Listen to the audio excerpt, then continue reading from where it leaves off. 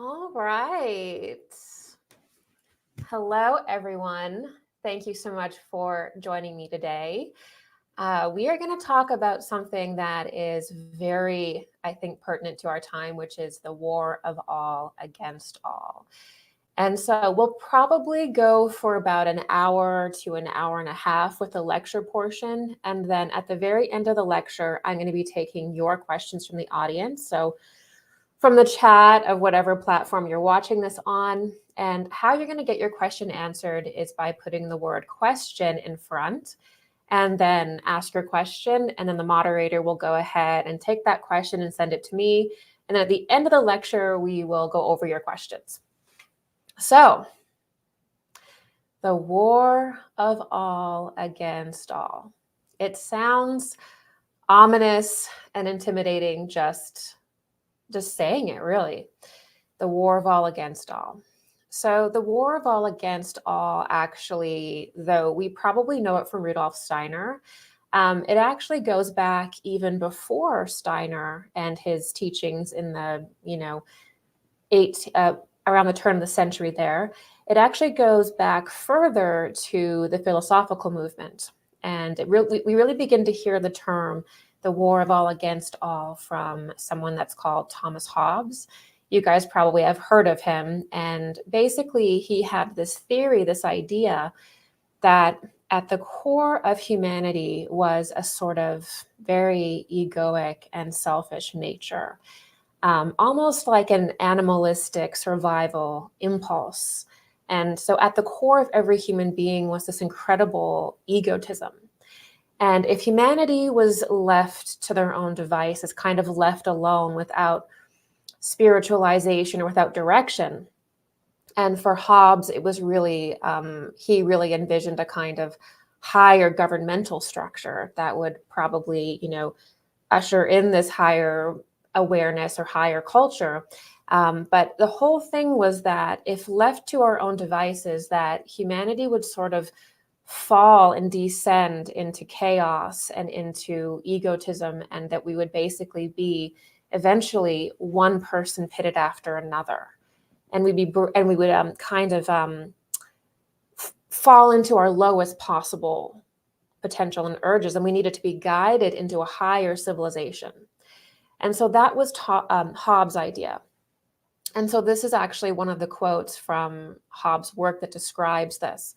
He says, "Hereby it is manifest that during the time when men live without a common power to keep them all in awe, they are in that condition which is called war. And such a war as is of every man against every man." So, he wasn't the only person to mention this. Nietzsche also refers to the war of all against all as kind of the bottom of the barrel functioning for our society and for humanity. And also Jefferson does as well.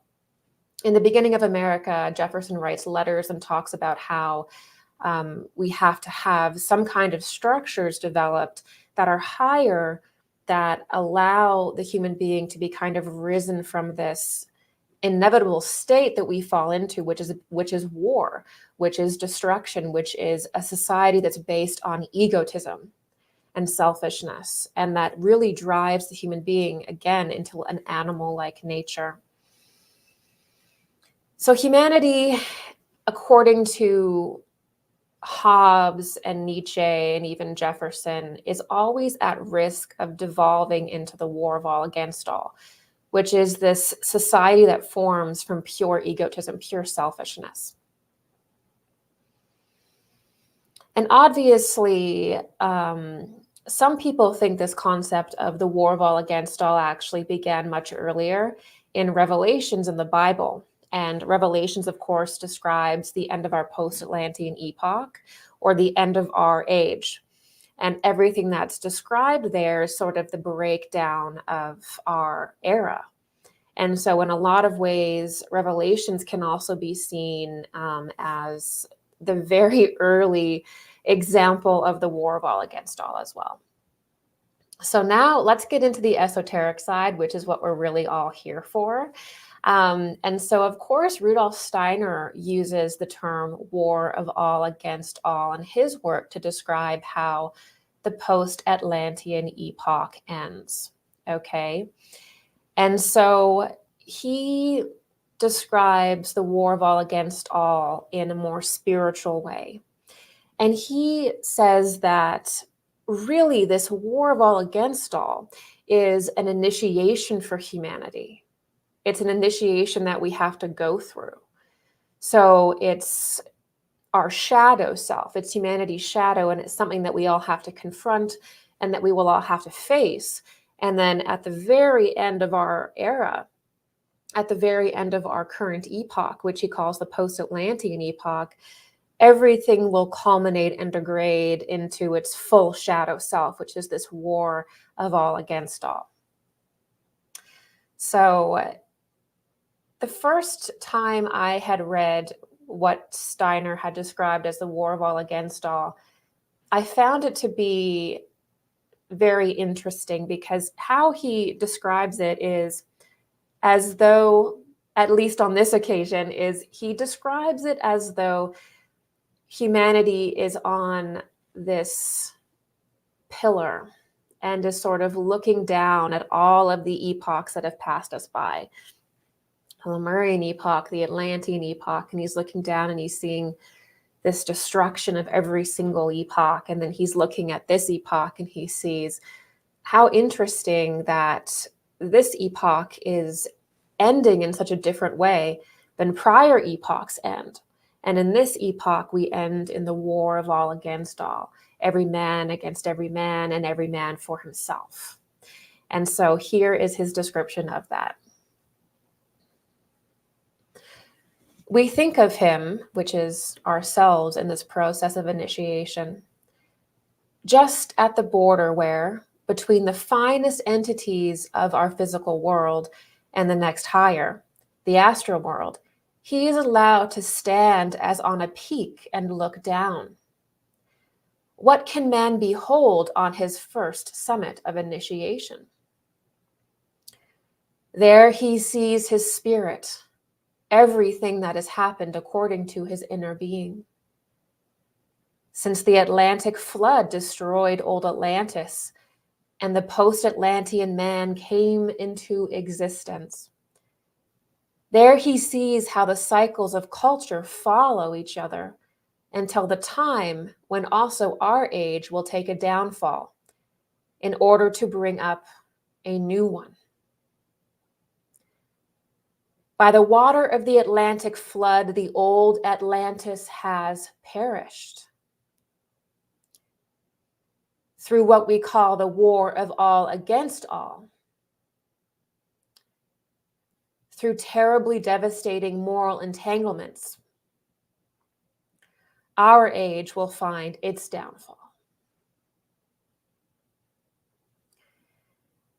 And Rudolf Steiner goes a little bit deeper into this vision when he describes the end of our epoch in this way. Our epoch and its civilization will be destroyed by the war of all against all, by evil. Human beings will destroy each other in mutual strife. And the terrible thing, more desperately tragic than the catastrophes, will be that the blame lies within human beings themselves. And so this is very typical for Steiner. A lot of people would enter into the spiritual scene, the spiritual community, and spiritual development as an escape, to escape ideas like this, to escape reality. But Rudolf Steiner didn't see that as a good approach. He saw it as we have to know what we are confronting. And that's why Rudolf Steiner's work has survived and endured for so long, is because eventually we are all whittled down to that.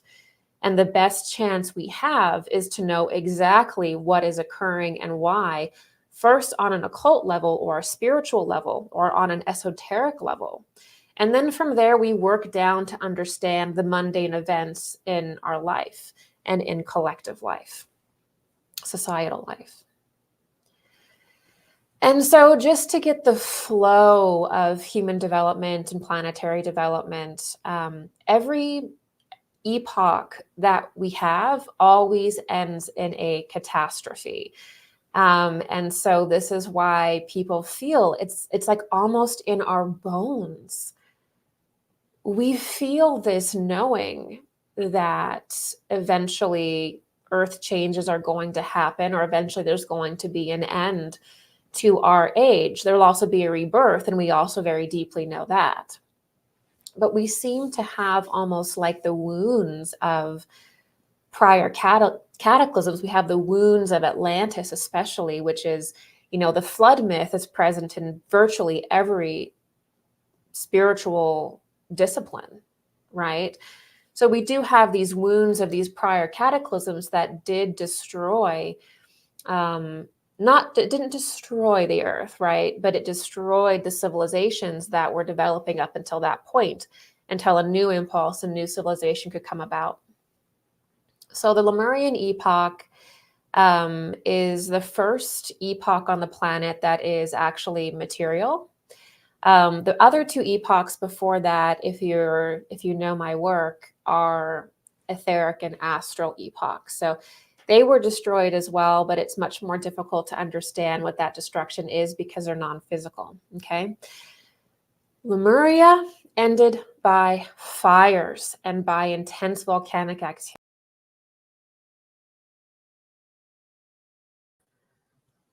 All right, and we're back. So it's not clear what happened there. It appears like we just lost connectivity. I don't really know what happened there. Sometimes Ahriman will enter into the machines. It's complete attention-seeking behavior. It's very embarrassing for him, and we're just going to move on. Okay, so I'm not sure how far we got, or how far you heard, or even if you can see this. We've decided to continue to do the lecture anyway. Again, everything looks fine on our end, like there's no problem. So I'm gonna do this whole lecture today, and hopefully you can see. If there is a problem with this lecture, I will take it from my hard copy here, and I will upload it in the next couple days. So no matter what happens, you will see this lecture 100%. But remember that I'm taking your questions after. So if you do want a question answered, please hang in there with me. No matter the condition of the stream, let's hold in there, and I will get to your questions at the end. So basically, we were discussing about how every single epoch ends in a catastrophe. And you have the ending of the Lemurian epoch, which ends by fire and intense volcanic activity. And then you have the Atlantean epoch, which is our prior epoch, which ended around 11,000 years ago. And that ended by flood. And this is where you get all of those flood myths. The South Americans have flood myths, the Mayans have flood myths, Aztec, and then our Bible also has a flood myth. So that was the last catastrophe that we faced, was the flood that ended the Atlantean epoch. So our post-Atlantean epoch is different. Our epoch is different because it essentially ends not because of natural disasters alone, because of floods or because of fire. The real reason why our epoch ends is because of people fighting with one another. And the real reason why people are fighting is because they're not spiritually developed. Okay, it really comes down to a battle between people who are more spiritually developed, or in anthroposophy, this would be the development of the I and the spiritualization of the I, and then people who are essentially, devolving and are unable to develop. And so there's this battle that happens between these two forces. And we're going to get very deeply into understanding these two streams and how they battle today. So what makes our epoch different is that it ends due to human beings basically trying to destroy each other and trying to destroy the planet because we have enough intelligence to be dangerous, but that intelligence is not spiritualized. It's not aligned with God. It's not aligned with Christ within. Okay, so that's when that intelligence becomes destructive. True development and intelligence is one with God. It's one with our Christ within.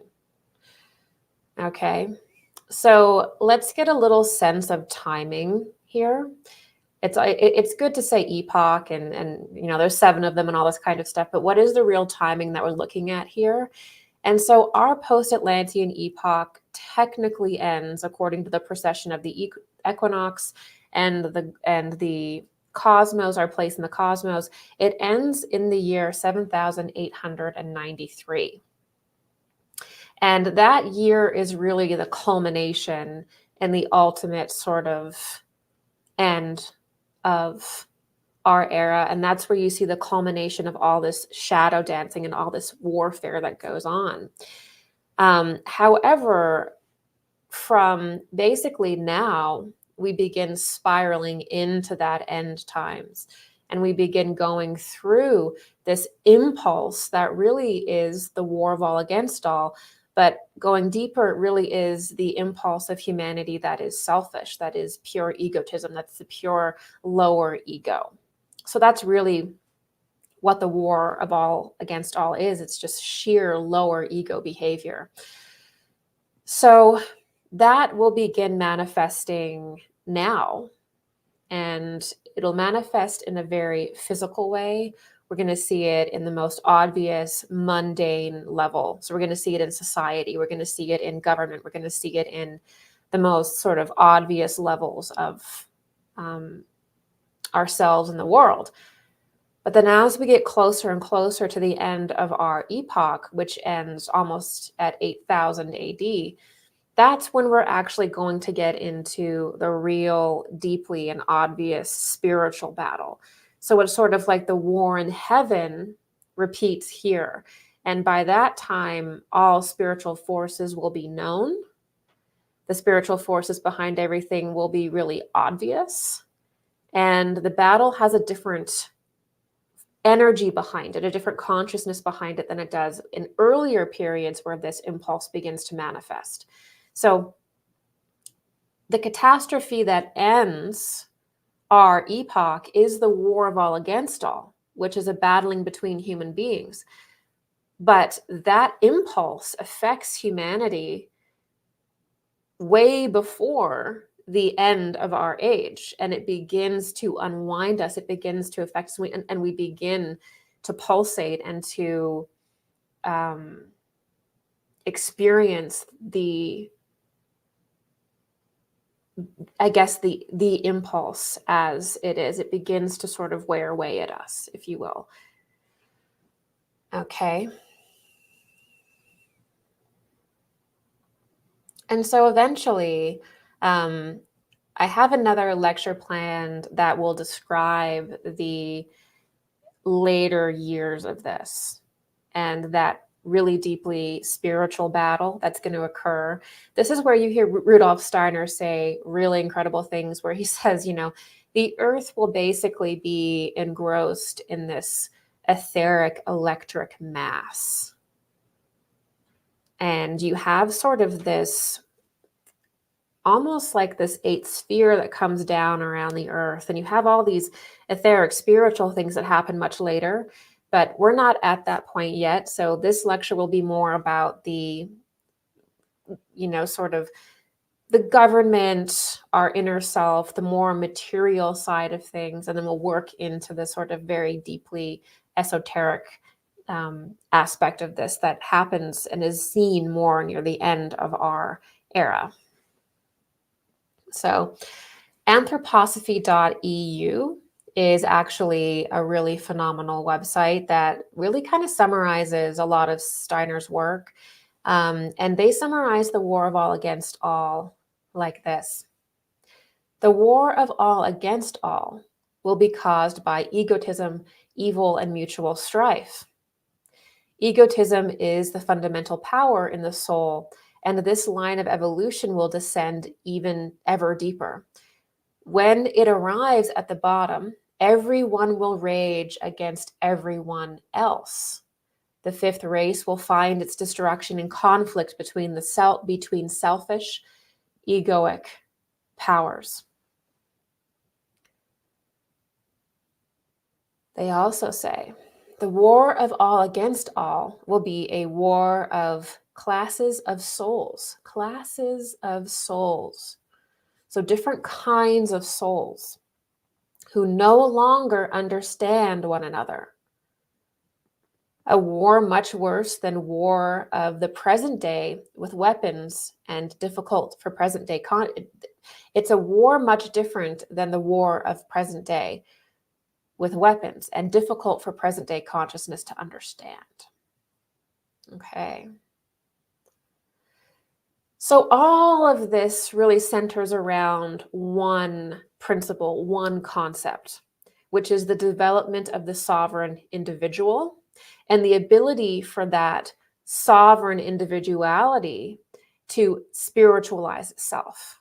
So the whole goal of our epoch is essentially to become an individual, to individuate from the herd, to individuate from the collective, right? Remember, the earlier periods of development were basically like a hive mind.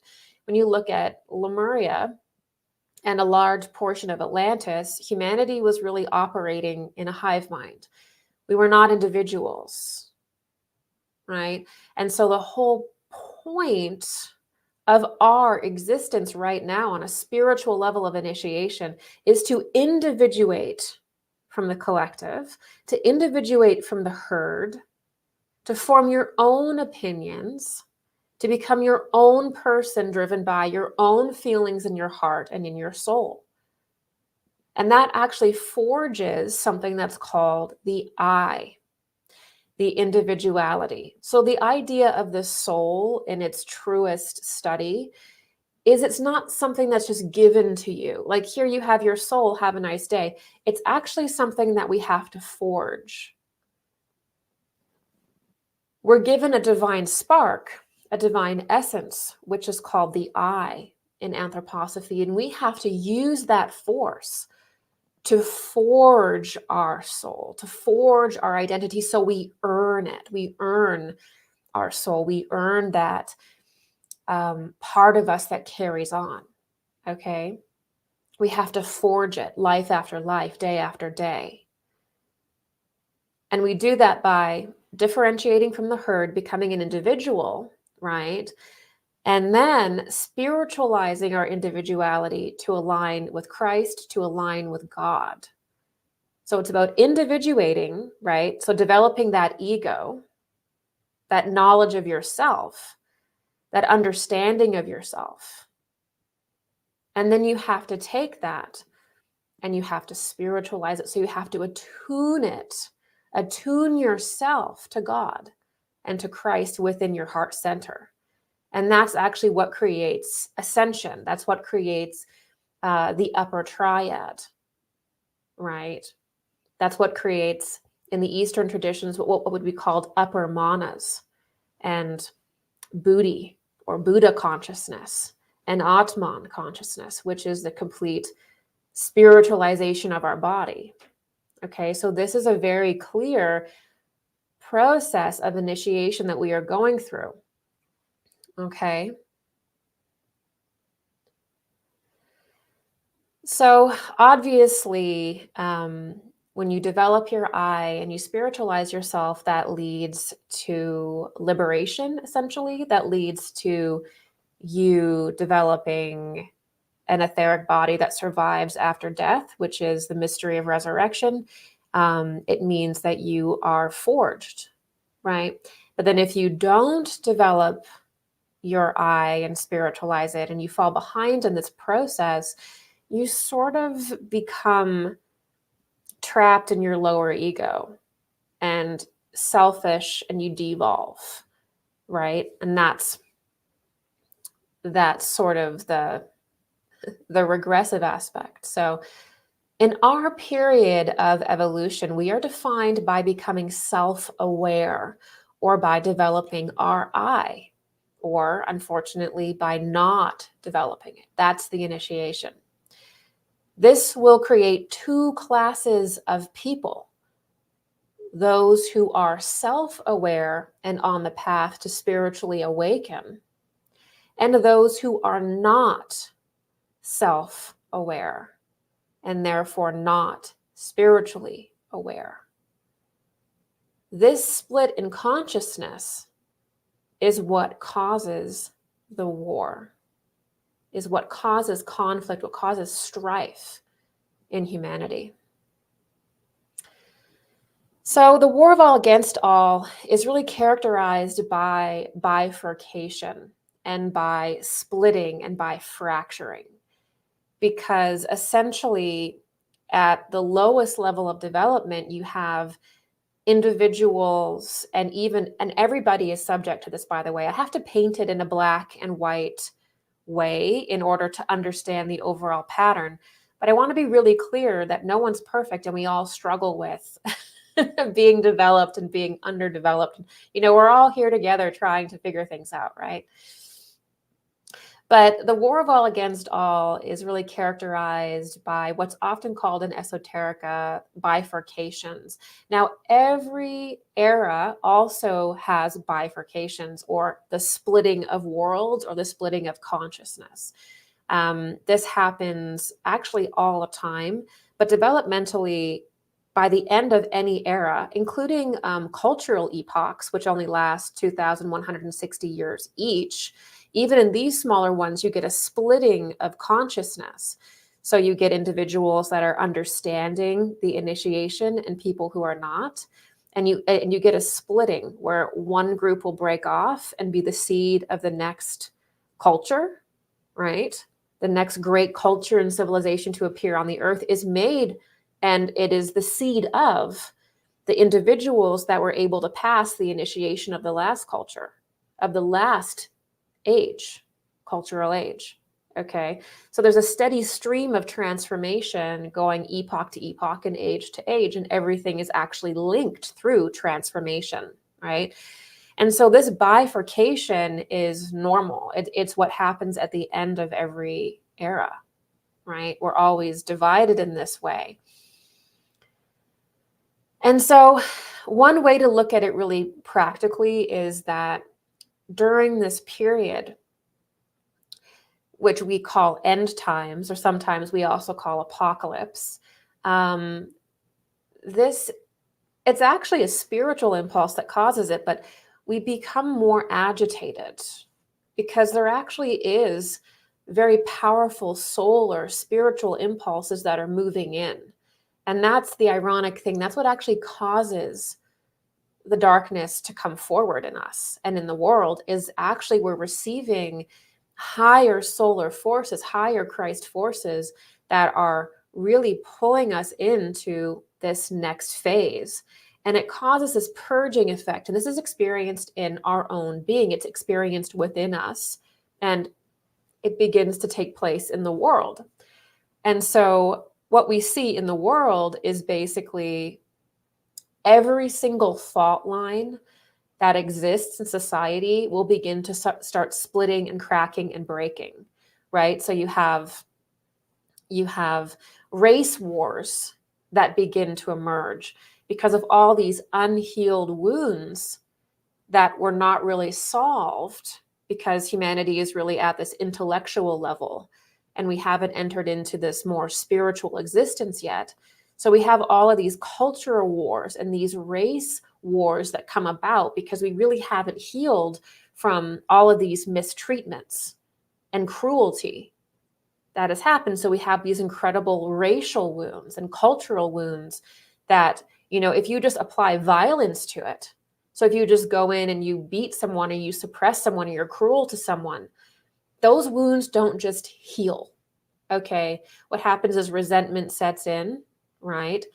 And because they've been dominated, and we all have some experience with this, then there is the desire to dominate your opponent. And so this battle of dominance will set in because that spiritual force has not yet entered seriously into society.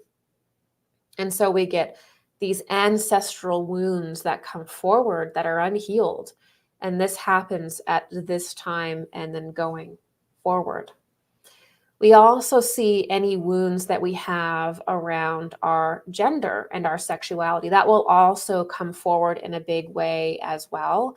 Usually, if you have a mother wound or what's called the father wound, your perspective is going to be skewed, and that wound is going to come to the front of your being.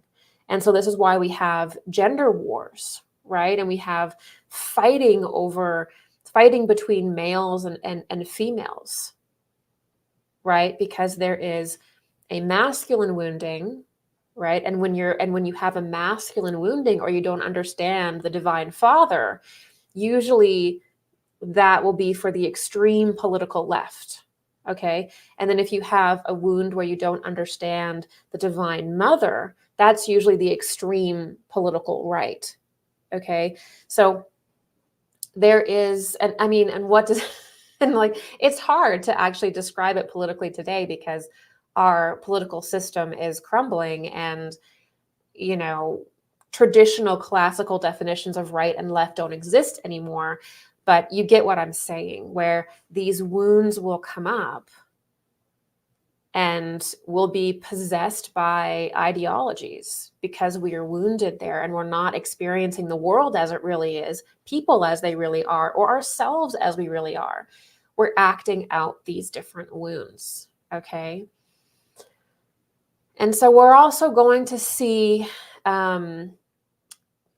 the fracturing and the bifurcation amongst people who are what would be called the town and country division, where you see a division between poor and wealthy.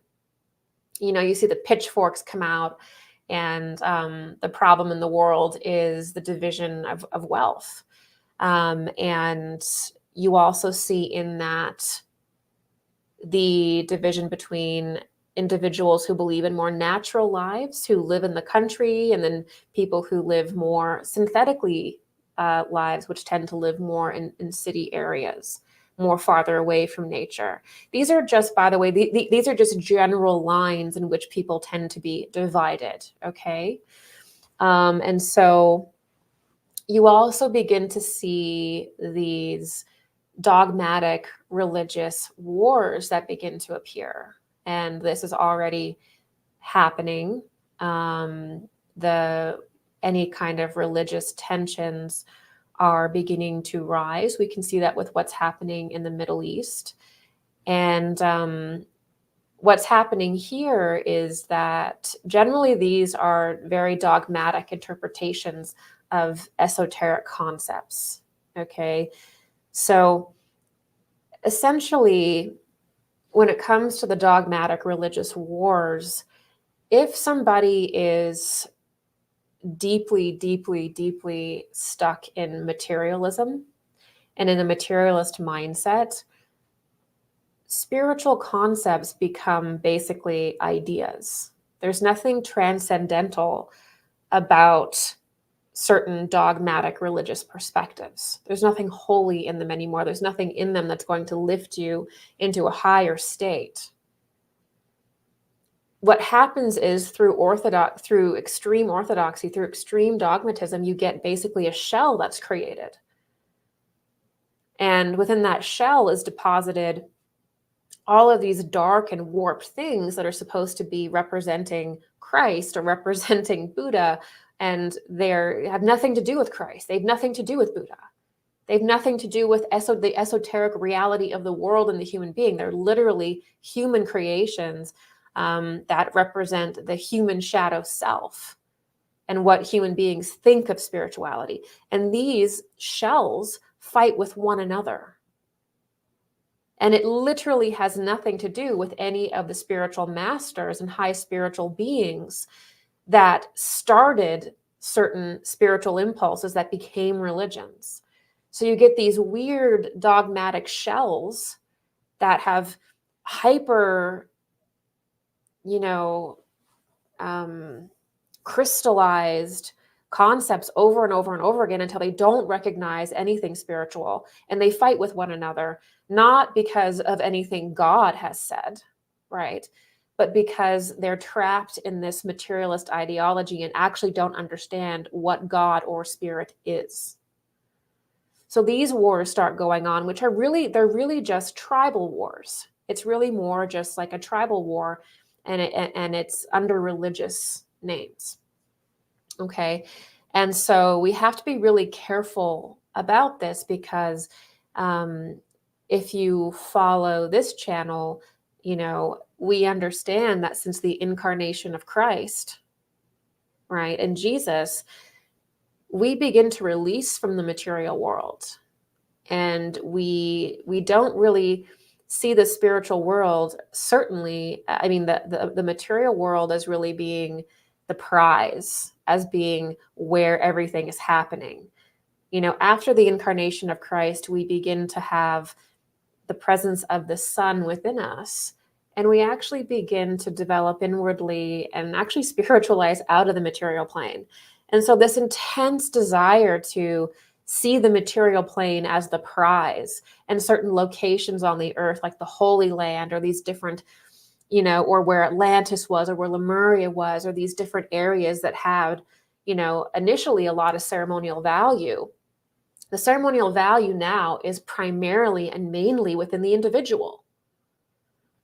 But there are still many people, many individuals that don't see that. They don't recognize that. And they're trapped in these old systems, these old sort of ways of thinking and being, where they still think that the earth and certain ceremonial locations on the earth are where certain things have to happen. Certain rituals have to occur there. And it's really just an old ideology that does not understand that we've begun spiritualizing out of the material plane. And these locations, like the Holy Land, of course, they carry incredible ceremonial value. Of course, they have beautiful forces there you can work with, but it's not the be-all, end-all of humanity. Locations on Earth are like the material world is not the initiating principle anymore. And it really hasn't been for a very long time. But you see people who do not understand the current impulse of the age, and they're still trying to act as though it's Lemuria or it's the beginning of Atlantis. That impulse is still within them. And so they go about life and worship in a very different way. And I'm not even talking about certain religions here. I want to be clear about that. I'm talking about consciousnesses that are rooted in impulses that no longer define our age, and that they end up operating differently and in complete opposition to the current impulse, and actually end up being the inversion of our current age. Does that make sense? So having these dogmatic wars are also part of this, as humanity tries to figure out who they really are spiritually, because that's really what comes out of all of this, is that we begin to, through all of this conflict and strife and fighting, we actually begin to figure out who we are. That's the goal. Okay. And so we also begin to see the ghosts, the unhealed ghosts of the past emerge in society. So you get repetitions of prior movements, right? So we're going to see a rise of the Fourth Reich. We are going to see a movement rise to the surface that tries to basically reintroduce the Nazi symbols, Nazi ideology, basically saying, Hitler wasn't that bad of a guy. He was right about a lot of things. And there's going to be an effort to create basically the Fourth Reich on the planet. And this will come forward. It'll be done in a little bit of a different way. And tensions will increase in society, and certain hatreds will increase in society, to the point where people will actually begin considering this. Okay. Now, part of this is that the egregores, obviously, behind certain organizations need to be fed. So certain symbols need to come forward, and certain individuals need to be forgiven and accepted in order for the egregores to be fed. So that's a lot of reasons why there is a resurgence of certain movements that basically characterized 100 years ago. We thought we dealt with them, or 200 years ago, or even, Rome, thousands of years ago. So they come up because there are still spiritual forces that are embedded in those symbols and also in the leaders of these movements. And so there will be a large movements in our future to recreate certain movements, including Nazism, that are really to try to redo something that was never able to come about in a lot of people's consciousness. And so we also see this happening with the Russia conflict. We dealt with the Cold War decades ago. That's coming up again. That is repeating itself. So those are two really common ones, but you can go through to our past and to our history and just look at the different movements. Civil rights, right? We're having civil rights come up again because that wasn't also really truly dealt with on a deep and spiritual level. We didn't really come to the conclusions that we should have in regards to that. And so all of these different movements that were not deeply understood, the good, the bad, and the ugly, that we didn't truly understand as a collective, and there are many of them, that's only a few, they're going to rise again because there's still something animating them because they were not understood. So if we don't truly understand why something happened deeply, including the esoteric significance of it, then the impulse doesn't go away, and it will rise again and again in slightly new forms, often using the same symbols and the same purposes until we understand it, right? And either truly dismiss it or truly accept it. Okay, and also, obviously, what truly causes this is that deep within every individual human being, there is a fracturing and there is a fragmenting going on where we become more and more pressurized, and we have to confront our shadow. And the more we confront our shadow, the more we spiritually develop and the more good we put into the world. But if we don't feel like we have the strength to face our shadow and we turn away from it, this is what creates negative movements in the world. It's what creates tyranny, and it's what allows the shadow to rule. It is our own, as a collective, it is our own inability to confront our own inner trauma and shadow that allows for tyrannical governments to exist, right? It's not just about arresting people and fighting physically and doing all of the very important mundane legwork. We actually have to go inward and personally develop. Otherwise, a system of government that is very similar will just come about again. And so that's also what we have to learn to get through this period, is that it really begins with us. It really begins with each individual, and how you are growing or not is ultimately contributing to these two different streams in the world, right?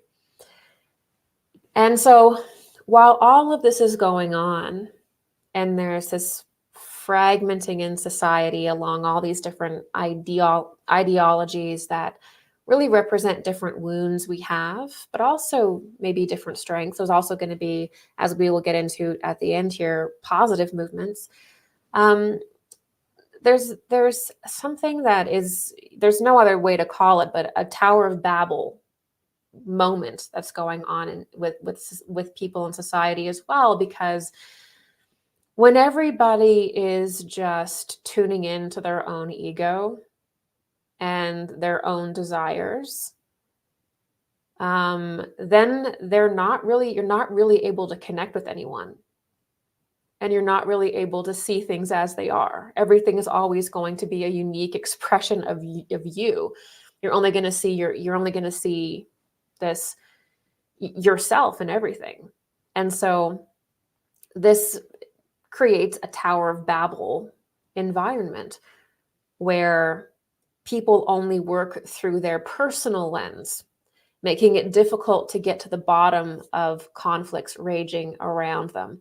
So if you're only seeing things through your personal lens and through your wounds, then you're not able to actually address any of the difficulties around you because you haven't gone in and healed. And so that creates a Tower of Babel experience where everyone's saying different things, but no one understands each other because there isn't that higher development of the I. There isn't an understanding of God and that energy that unites us all. Everyone is just coming from pure ego, and therefore no one can understand each other. It's a game of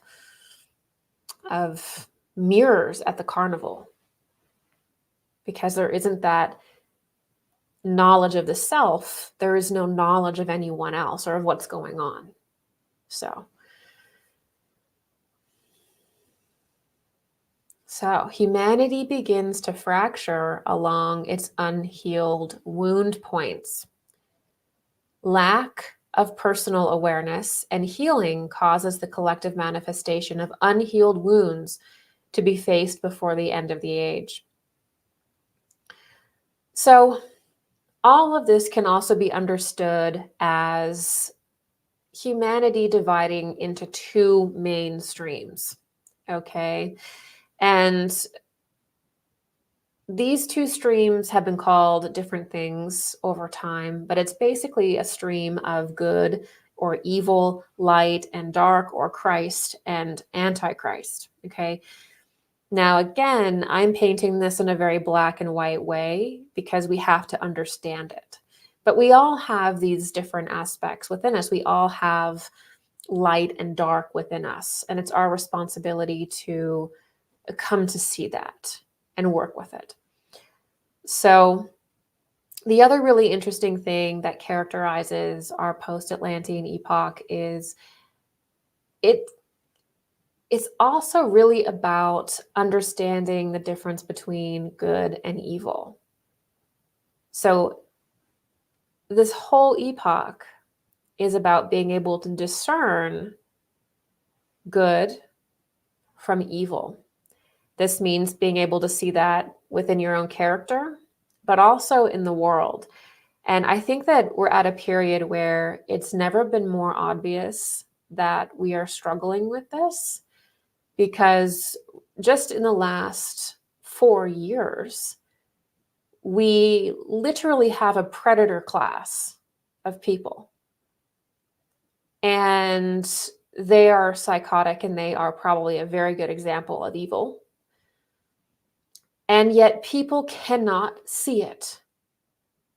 People have a very difficult time recognizing evil in the world.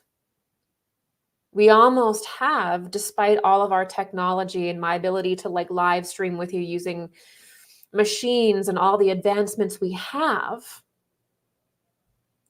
we're really like spiritual children, where we're at a point where we can't even detect when there's a predator in the room. So even though we've technologically advanced a great deal, we're having difficulty discerning good from evil. We're having difficulty especially recognizing the evil. And because we can't recognize the evil in the world, the darkness in the world, those that are possessed by dark forces, then it's really hard for us to craft a good world, a healthy world.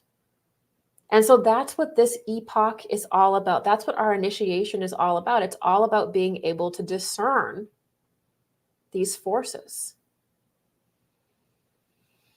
And of course, what we would call good, or what we would call Christ, leads to evolution.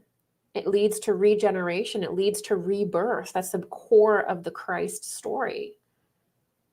It leads to you ascending into a higher form. That is Christ.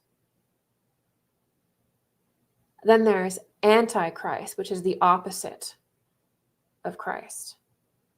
And that is regressive. That is evil, and that is destructive. It leads to the regression of your consciousness. And so that is Christ and Antichrist. And understanding good and evil can only be done through the knowledge of these forces in the self, the development of the I. And this is the cincher. You can't detect good and evil in the world or in someone by intellect alone. Have you ever tried that? Have you ever tried to just use your mind to ascertain whether someone's a bad person?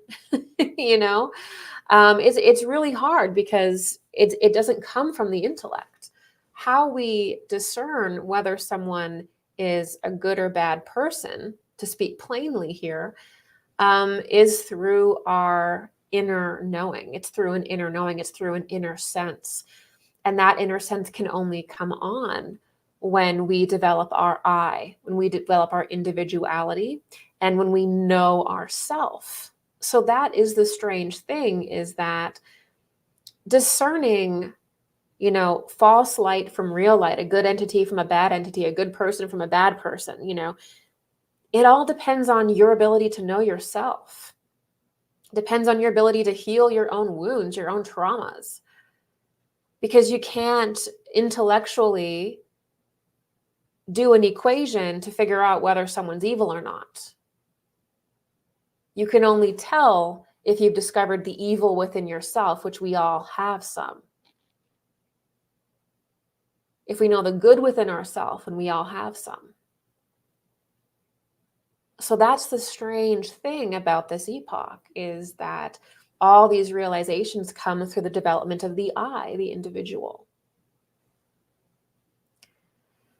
So let's get into a little bit deeper what happens when the ego is not spiritualized, or when you're in a place where you have an I, you have a sense of individuality, but it's not spiritualized to God and to Christ, okay? Because we got our I, we got our divine spark, or our ability to be an individual, the capacity to be self-aware. We got that about in the middle of the Atlantean epoch, okay? So we've had the capacity to develop our individuality for thousands of years now. 10,000 years? More than that, significantly more than that. But since the fall of Atlantis, or moving forward, actually significantly more than that, excuse me. But we've had this period of time that we could have developed our I. So there are people who have done so and are now spiritualizing it, but some people are still at the point where they're just at the point where they've received their I, and they're somewhat self-aware, but that self-awareness has not yet been spiritualized. So when this happens, you could say that the individual is functioning from their lower ego, okay, and their lower 3 chakra centers. It hasn't yet risen into the heart, which is the transformational center of love and spirit and divinity. So they function completely from the lower 3 centers. And when you're functioning only from ego, then essentially it's all about you. It's a very selfish way of existing. And oftentimes when we're trapped in this, and we've all had periods of our life where we have been trapped in this, usually trauma can induce this as well. But everything kind of comes back to us and what we can get in the world, what we can benefit. This is a very shallow, selfish, egoic existence. And usually if somebody's in this phase, the material world is the prize. So a spiritual concept is just an idea. It's just a concept. There's no actual relationship with spirit. It's basically just an idea. There's no integration. So usually when that happens, they can only perceive the material world, really. And the material world is the prize. It is reality. It is existence. Even if they can think or dream that there's something more, there's no relationship with it yet. And so this drives the individual, if they're very trapped in this, to be driven by money, sex, power, dominance over others.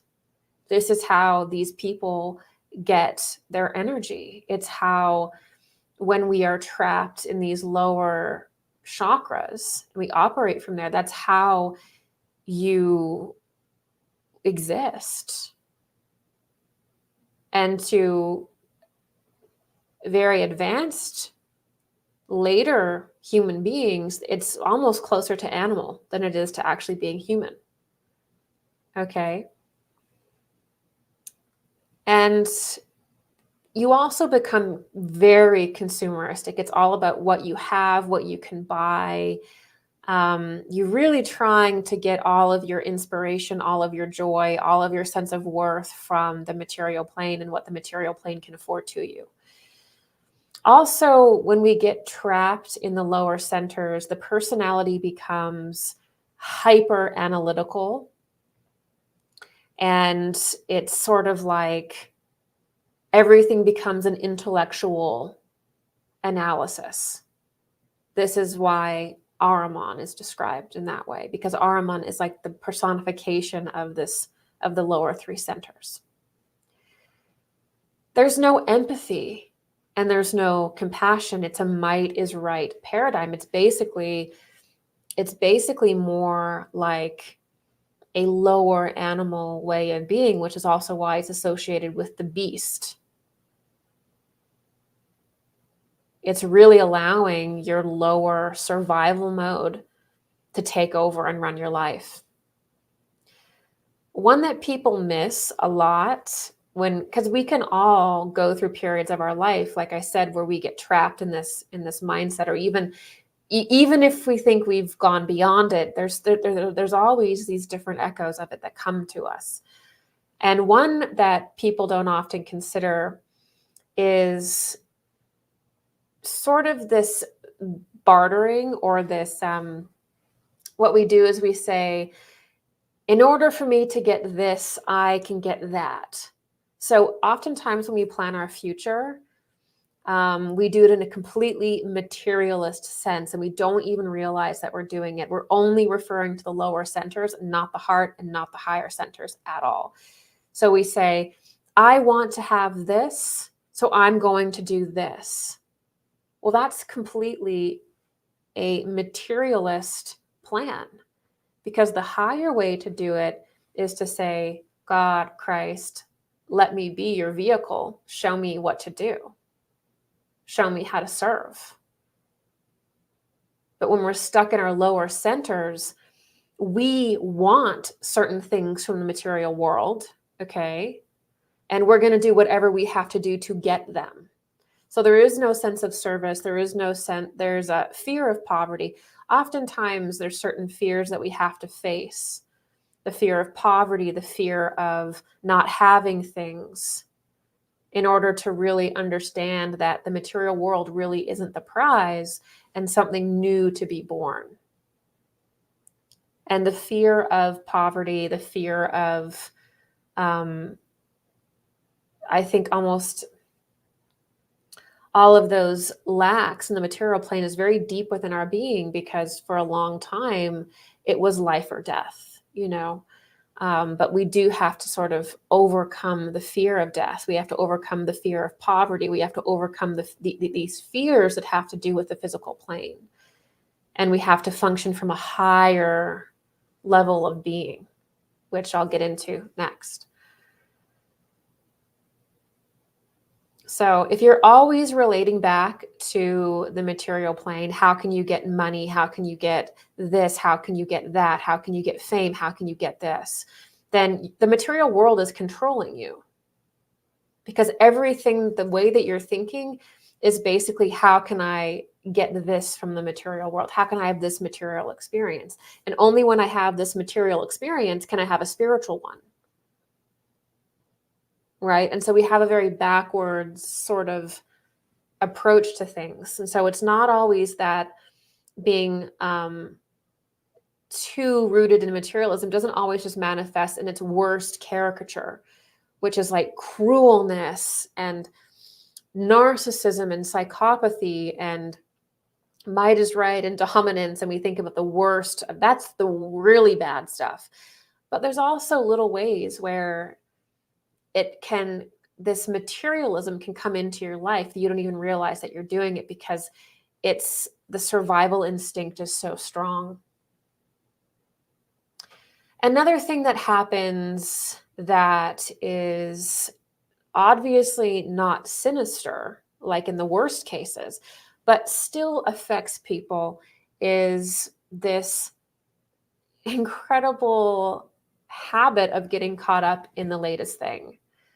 So whatever the government tells you, whatever the herd is doing, you do as well. This is a sign that the soul has not yet differentiated from the crowd. That individuation has not yet taken place. The I is not yet taken on seriously. So someone who does have their individuality developed and their sovereignty developed, remember, it's not developed or undeveloped. It's really a process here. And to understand the process, we have to know the extremes very clearly. So if the I is not developed through the will, by the way, you have to will yourself to do this. You have to have the will to go inward and analyze yourself and be honest if you do any of these things, and to be honest about where you are. So you have to have the willpower and the will developed to do it. But people who are oriented in the lower three centers and often not yet in the heart, they are very much still in that herd mentality. They still operate in kind of the hive mind. And we're going to get into this in our next lecture, but that's actually the reason why, things like transhumanism and Neuralink and this desire to physically merge all minds exists. It exists because there's already an impulse within humanity that is not differentiating. There's impulses in humanity and groups in humanity that are not developing their individuality, their I. And so therefore a situation will occur in the end of our epoch to physically allow people to be part of a hive mind again. So the whole thing about being part of the Borg and transhumanism, the merging of the minds, that only can exist, and that only happens because inwardly the individuality isn't developed. So it's a physical experience that allows people to almost become official in what their inner system is already doing. So that's why that even exists. Okay. So the moment that, I always love the imagery from, what is the movie with the sunglasses? And he finally puts on the sunglasses and sees everything as it is. That is, they live. That is exactly what developing your I is like. Suddenly you see things as they are. right? You see, because you now see yourself as you are, all of your evil, all of your light, all of your shadow, you see that in you. Now you have the glasses to see it everywhere else. Okay? And that allows you to differentiate from the herd. And so this sovereignness, this ability to not be part of the herd, to be your true self, is incredibly important in our epoch. Individuating from the herd is huge, huge, huge, huge. And we've seen that in the last few years, just how bad the herd mentality is with humanity. I mean, the memes of sheep and just even calling each other herd animals shows us that, hey, one of our biggest initiations is to individuate, is to become your own individual. And part of that is questioning everything, which means also yourself. And perhaps the darkest and strangest conclusion to, if you do not develop your I, you do not develop your individuality, is that the actual human being can become basically like an empty vessel. So if we're not forging our soul and forging our I, then we're actually emptying ourselves. And you're just becoming, over time, you're just going to eventually be a body with very little development. And what happens then is something else can enter, right? These people are often called the soulless people. In anthroposophy, you can find some information. They're called the I-less, capital I-less. And they're also called zombies. The vampire lore also is showing us this. And they're also more recently called NPCs, I think, or non-player characters. And they're non-player character because they don't have an I. So if you don't have an individuality, then you're not really playing the game. You're just moving with the herd.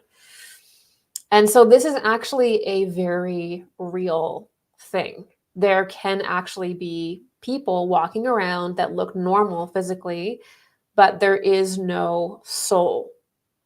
They have not forged the development of their soul. And so that would be what we would call a zombie or an NPC. It's the shell of a person that actually can become so backwards that they become a vehicle for dark forces. Okay. And this also happens, this emptying and inverting and allowing this dark possession to occur. That doesn't just happen with the individual. Okay. It also happens collectively in our governments and in our institutions. Remember, everything that happens in the individual also begins to happen in the institutions. So you end up getting a society in different countries that have institutions that are fully possessed, and people running them are basically possessed as well. And so you have a false system of control that can emerge. And you have a tyrannical government that emerges that basically is the Antichrist impulse institutionalized. It's the darkness institutionalized in the world, because these dark forces work through people who are not developing. So this is how you can see that it happens on an individual level. People can become actually possessed, and they have this battle between light and dark. And eventually, if there really isn't any personal development there, that darkness can take over, unfortunately. And that darkness, those demonic entities, they're not just operating on their own accord. They're part of a hierarchy that exists in the demonic realm or the lower astral. So once you become possessed by these beings, they operate in a hierarchy for essentially the system at large, the demonic system at large. So they're working really in tandem, and it's a really intimidating and scary thing to think of, but the light forces, the angels, are organized, and so are the dark forces, and they both seek to work through humanity. Okay, they just have very different methods and very different they're very different forces. Okay, so we have to forge our soul through self-awareness and directly attuning it to Christ forces within. When we do not do this, then there is an emptiness that allows dark entities to actually take the body. We are either developing our soul, our I, our divine spark, or we are becoming an empty vessel that can be taken over by demonic entities. So it's something that's not exactly comfortable to talk about, but it has to be said plainly, because things are going to start happening in the years to come where the only way that you will understand certain events that are going to happen is if you understand that some people can become possessed, and therefore the institution itself is possessed. The only way to understand is to understand that aspect, because it won't make sense in any other way. Okay, so let's look at what the spiritualized I is like, or what the spiritualized ego is like. We spent enough time on the dark stuff. Okay. So the spiritualized ego is somebody who has their I, they're self-aware, they're an individual, right? They have their lower three centers developed, but it's actually gone now into the heart. And they are attuned in their individuality to Christ, to God within themselves. So now they operate and are seeking to operate in tandem with the higher worlds, with God, with Christ within them. You know, they've surrendered that selfishness. They've surrendered the material plane, which is the truest meaning of sacrifice. And they are now guided by higher forces. They're guided by Christ. And that creates an inner organization within the personality that leads a different kind of life for that person, and creates, if everyone does it, a much higher culture and a much higher civilization. So when that happens, you become selfless, but not selfless in like a weird way to get attention, or as a weird coping mechanism that can happen sometimes, but selfless in a healthy way, where you actually begin to enjoy kindness, you begin to enjoy helping people, you begin to enjoy the feeling and the knowing that God is within you. And it's just a complete change in everything about you. And also, really interestingly, you become service-oriented, you become loving, and you become compassionate.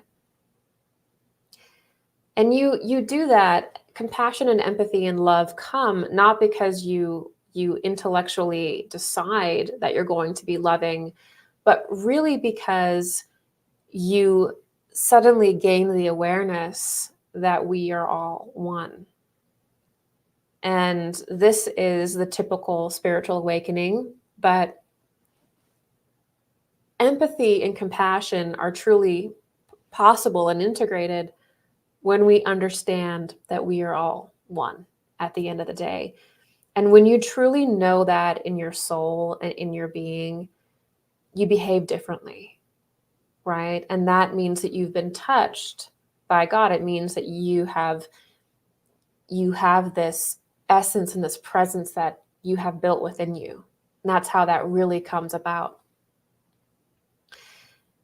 You don't see the material world as the prize. You don't think that being enormously wealthy is going to bring you ecstasy and solve all of your problems. You may obviously desire to live a fair life or whatever, but you're not looking to the material world as though this is the prize. You have to get all of your inspiration from it, and you have to sort of be dominant in the material world. You actually understand, when you're attuned to God and Christ within you, you actually see this as a place where you work and a place where you serve. So it's a completely different ideology. And also the heart center begins to open. And this is, in the Eastern traditions, they would say, this is where the bodhisattva nature is emerging. This is where the bodhisattva is coming in. Okay. So that is what happens when you have an I that is spiritualized. Oh, and also that's when you get your intuitive abilities that come online. So you get your clairvoyance, clairaudience, you get clear knowing, you get just incredible inspiration downloads, and you become more and more of a disciple. You begin to see more and more of the spiritual world because your system is spiritualizing. Now, in anthroposophy, this is also associated with something called the upper triad. So basically, once the I has purified the lower being, then you just begin to ascend into higher stages of consciousness, higher kinds of initiation that are actually classified by certain abilities or cities coming online.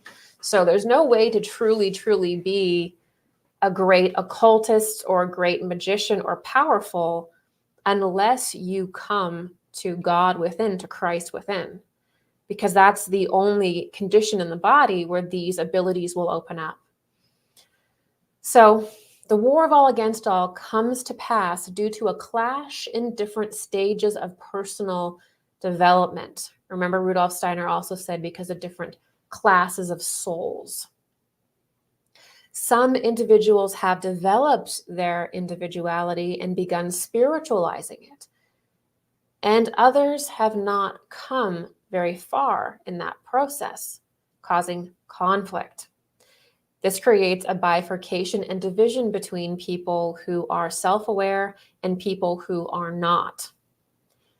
These two groups over the rest of the post-Atlantean epoch will become more and more obvious.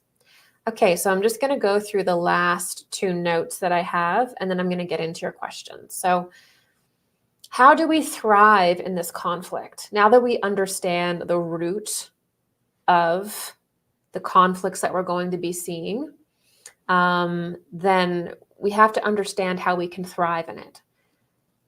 So the whole epoch is about the development of the I and the spiritualization of it, and actually being able to recognize good and evil. So how we thrive in this is we understand that everything is really within. No matter how distracting the world becomes, no matter how sensational the news, okay, I promise you, for the next several years at least, there will be a sensational news story that will pull you away from your inner development. That'll bring out every survival instinct that you have. And it's very easy to convince yourself that by staying in this really toxic news cycle, that you're doing this to be aware, you're doing this to survive, you're doing this because you have to, because there are conflicts that could affect you in various different ways. However, we have to just stop for a moment And we have to understand that knowing what we know now, the real secret to developing and to passing the initiation of our age and to being relatively unscathed as we begin to step into the first impulses of the war of all against all, is for you to self-develop, is for you to go inward and absolutely prioritize getting to know the light and the shadow within yourself. Not in the world, that comes second, but firstly within yourself. Separate from the chaos, and to make sure that you're really individuated, that you're really a true sovereign individual here, that you're not falling into being part of the herd, right? Take time to ask yourself, whenever it's the next latest thing, the next person to hate, the next medical tyranny that we have to accept or not accept. Take a moment and really ask yourself, how do I feel about this? How do I feel about this in my bones? What do I think is really behind this? Not what the world is telling you, your family is telling you, your friends are telling you, not what you think is safe, not where you can hide. But really, really feel into how you think, to what you really feel, and give that part of you a voice. Write it down. Get to know what you really think and what you really feel. Don't wear a mask. Don't mask your true feelings, your true thoughts, and what is really going on inside of you by hiding in the herd, by hiding in the collective. Don't do that. It's okay. You can come in, turn inward, and begin to finally know who you are by genuinely giving your real opinions, your real thoughts a voice. You can write it in your diary, you can do it publicly, you can make art, whatever it is, but be who you really are. And it sounds easy, but we actually have to override the impulse to operate as a hive, as a herd, because we began that way. We began all interconnected in the Lemurian epoch. It wasn't until the Atlantean epoch that we got the first divine spark of an eye. So we have to understand, according to our own origin, according to our own esoteric makeup, there is this weakness where we will not develop that eye, and we will move backwards into just following everything the government says, or everything the herd says, everything your family says, everything your friends say. That's not an individual. That is being a herd animal. That's a herd mentality. And that's something that we all have to overcome. And it's hard. It's very, very hard, because we have to work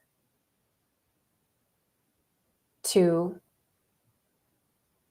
listen and to really feel and be honest with ourselves about who we really are, healing all of that. It's not easy. And so that's how we get through this, because the temptation of it will be, obviously, to just always follow the latest thing. Especially when we're dealing with things like war and very traumatizing things. Okay? Because those traumatizing things bring up emotions and memories and trauma within ourselves that we often don't want to face. But if we don't face it and forge our individuality, then the alternative is much worse. So you have to develop confidence in yourself and in your intuition, and that's how we strengthen our eye. And in the greater collective sense, don't forget that there are spiritual forces that are always working for us. They're always working for you, and they're always working for humanity. So we want to pray to the angels in the spiritual hierarchy, to Christ, to the spiritual forces that you acknowledge, and give them power to work upon this material plane. We have to pray. We have to be grateful for them. We have to acknowledge them. The angels that work for us, that defend humanity. And they do have an effect on this physical plane, but they need our prayers. They need our support to empower them. So the more we pray and acknowledge their existence and ask for help, the more these angelic hierarchies can interfere on the earth, not in a negative way, but actually bring in their light, their inspiration, and actually we get more of that beautiful energy on the planet. But the spiritual forces that are genuinely higher, they need permission, right? They're not going to force themselves on you. That's what the dark forces do. So it's always good to make sure we are giving our prayers to the spiritual hierarchy, that we're giving them power to work on our behalf in the image of God and Christ. So our task is to develop a spiritualized mind, or an awareness of the objective spiritual reality and truth behind all things. To be no longer encumbered by our own lower desires and wounds and their reflection in the ethers around us. The war of all against all is a great shadow dance that leads to our purification and spiritual sovereignty. All right, so through the war of all against all, which we now understand as this extreme fragmenting of society through the fragmenting of the individual, all because ultimately spiritual forces are awakening us. We will actually begin to develop a more spiritual society. So the more we're shaken, the more that we are rattled, the more that we're sort of forced to individuate and then align and attune with God, the more that actually begins to create what begins as these smaller communities that are the beginning of completely higher systems of living. I'm not talking about like weird cult stuff. I'm talking about real people beginning to gather together that have the organizing force of Christ within them, right? And are creating a higher society from that. Now, the next era that we're moving into is characterized by brotherly and sisterly love. It's kind of like an era of Christ, and even where many people will begin to become like Christ, right? And so those movements are going to begin to come forward because of this pressure that's come about. So the war of all against all is giving birth to a higher kind of society based in inner spiritual awareness, and also based in spirituality as objective fact. So the more that we develop our I, the more that we develop our individuality, the more we actually begin to see the spiritual world objectively. And it becomes a science in itself. And we no longer have to always work through mediums or people or priests or anything. We just all can very clearly see how the spiritual works, just like how the physical plane does. And that leads to a complete revolution in spirit and in society, because the spiritual realm is no longer treated as superstition. It is seen as objective. And that is the real core of spiritual science and of anthroposophy. And what Rudolf Steiner was trying to bring about is the idea of spiritual science, occult science, where it's another level of society is born from that. And so that's really what comes out of this. Okay, a higher way of being for humanity is born from this. All right, and a main part of that is seeing the spiritual planes and the spiritual worlds objectively. All right. So I hope you guys can see me and hear me all right. I'm going to get into your questions now. Also, if you like this live formula, do consider signing up for my premium membership. I do live streams basically every 2 weeks, and I take your questions just like this. So that also helps me keep the lights on over here and support my videos here on YouTube and Rumble and all of that. So if you are enjoying this, please do consider making a donation or becoming a premium member. I would love that. Okay. So this question is from Patricia Blue. If previous epochs had religions that gave rise to esoteric thought and development, what role does the death of religion play in this war of all against all? Okay, so what a religion basically is it's sort of like humanity's version of an esoteric impulse, right? That's sort of what a religion is. So the religion, whatever is boiled down to in a dogmatic religion, especially at our time, but really any time we try to create something around a spiritual impulse, usually it sort of becomes a caricature of its original esoteric essence. And this is something that we have to always look out for, because the surest way to not be able to connect with Christ and know who Jesus was is to have the most orthodox, dogmatic approach that eventually will lead to the death of spirit in that person, right?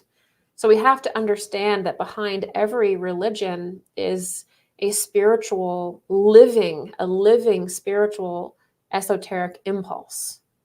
And the religion has formed around this truth that is not even fully comprehensible in its entirety at the time the Bible was written.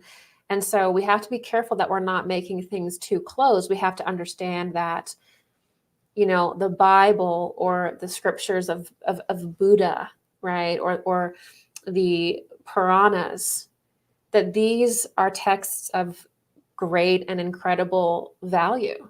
They're gateways into the spiritual impulses that created them. We have to understand that in order to renew our understanding of spirit, we also have to renew these religions, basically. So we're not really seeing, I don't think we're going to be seeing the death of spirituality or necessarily the death of religion. I think we're going to see overall, over the next 1,000 years, I think we're going to see efforts to basically return religions to their genuine esoteric purpose and impulse. So, for example, people will talk about, in Christianity, about the baptism, right? The transfiguration, crucifixion and resurrection, okay? But can you explain to me exactly on an esoteric level what was happening during the baptism? What spiritual forces exactly were going on in order to create the event of the baptism? What was going on in the spiritual planes? Why? Esoterically. Can you do that with any miracle? Can you esoterically explain it? Okay, and so usually when it gets into that kind of stuff, it's sort of like, you know, witchcraft or whatever. But, you know, in order to truly evolve, we also have to return many extremely dogmatic religions. We have to renew the impulse. The Christ impulse has to renew the dogmatic tradition, right? Nothing is stagnant. People are always evolving, including spiritually, okay? So when I say renewal, it means that we will have a greater understanding of the spiritual world, and we will keep certain things in various traditions that are meaningful in that work. But also over this period of time, we'll be forced to remove the corrupt elements in different traditions. And as we do that, we come to realize the truth that behind every single religion is the reality of spiritual science. And on the personified level, that includes spiritual masters like Jesus, right? And other masters that came before him. And through that window, we see our own process of human initiation, which was the purpose of these incarnations to begin with. So we get a sense of the actual reality of the higher planes or the higher heavens and the lower heavens or different dimensions, the actual spiritual objective reality. And then we also, through this clarification process, we also understand human initiation, how human beings evolve, and how we can all be like the masters, like Jesus, okay, like Buddha. Because there's a process of spiritual initiation that's very distinct that can lead all humans there, which is the point. So we have to have a deeper knowledge of this that doesn't at all threaten anything. It actually is where it was always really supposed to be. In earlier epochs, we didn't quite have the spiritual development to really comprehend the life of Christ, right? So we're getting closer and closer in our own consciousness, potentially, to understanding these things, which will lead to being able to look at all the different traditions in their beauty, right? But we're also going to see the scientific component that is behind all of them, the laws of the universe, the process of initiation. All that will become clear. Okay, this one is from Aisha Rose. How many more years until the end of the present great epoch? Yeah, so we are the end of the post-Atlantean age is around 8000 AD. It's a bit before, and so that is the end point of the post-Atlantean, our post-Atlantean era. And then we'll go into another stage of development. And there's we'll get into this in the next lecture that I want to do for you guys, but there's actually some pretty incredible things that happen before the end of our post-Atlantean epoch, which is, for some people, there will actually be around 5700 AD. Some people will actually no longer physically need a body anymore, and they will no longer physically incarnate anymore. They'll actually have their resurrection body built. They'll actually have this glorified etheric body, and they will no longer need to physically incarnate. So we're actually going to begin to see that in our post-Atlantean age, I believe. So that's actually pretty fascinating, and I will get more into this in our next lecture, and also the electric etheric mass of the earth and all of the strange things that are going to happen from the very last leg of our epoch. Okay, Jasmine, during our individual initiation at this time, how do those of us who have less wealth get closer to nature in order to be more healthy and more connected to Christ and nature? This is a fascinating topic because, Wolf and I were talking, and this was years ago. We were saying, you know what, it's really looking like humanity is going to be forced into these, 15-minute cities that are highly surveilled, go and sit in your pod by yourself and eat these bugs. And that is drawing people more and more into this synthetic existence. and it's basically drawing people out of nature. And this is obviously not good, because for human beings, nature is actually our earmark of God in many ways. This is why earlier humanity were nature worshiping, is because that is how we saw God, and that's how we connected with God, because these lower kingdoms of life, the nature kingdoms, they behave as a direct expression. And so drawing us away from that is actually very bad. You don't want to, ideally, you don't want to live in a location where you're not able to attune and align with nature. It's, well, you can do what you want, but it's harder on the body. It's harder on consciousness. So the thing that we have to do is we have to resist this. You know, we have to fight back against this. We have time, okay? We have to come together and say, I'm not interested, you know, in living in your 15-minute city. I'm not interested in eating your bugs. You know, I'm not interested in being funneled into some pod. We have to fight against it, and we have to, you know, enter prayer and ask for guidance as to how you can be guided to where you need to be. And then when that information comes in, you have to receive it and follow it. That's the task for all of us. But we are not so, you know, we're not so far in yet that we can't fight. And I think that it's important that we don't become apathetic, that we don't give up. We have to directly oppose it, even if it means that you go to your own into your own communities and oppose any kind of, you know, Agenda 2030 stuff that's going on that seeks to draw humanity out of nature and into these small, highly surveilled living locations. Also, make sure that you're the person who you're voting for on the executive branch, your president, your prime minister.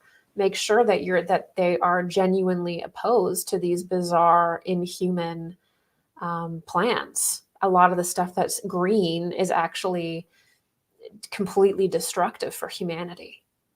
You know, so we have to be educated as well. And so that's what I would say there.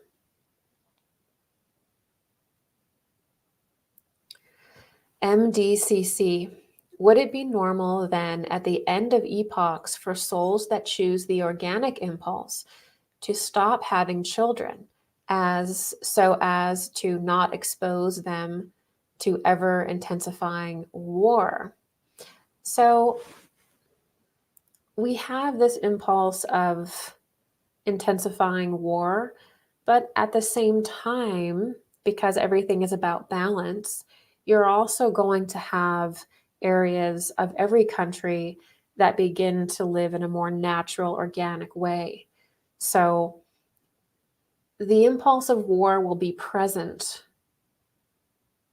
but there will also be a strong impulse of peace and of spiritual community that will come about, because through this war of all against all impulse, we finally begin to refine what the opposite of that is, which is the love for all with all, you know. So once you get the war of all against all, you immediately get groups and people forming that are for the love of all humanity with all humanity. That happens at the same time. So I want to make that very clear. I know that this is a darker topic to discuss, but we always have to know that that light is there, and we just have to develop it within ourselves and also look for it and support it in the world. You know, if there are people who are fighting for humanity in every field, support those people, right? Bring this impulse, make it alive in the world. So I don't see this period as being a horrible period, and I hope that I hope that that's not all that can be grasped from this lecture. I actually see it as a period of intense revealing and initiation, where a lot of,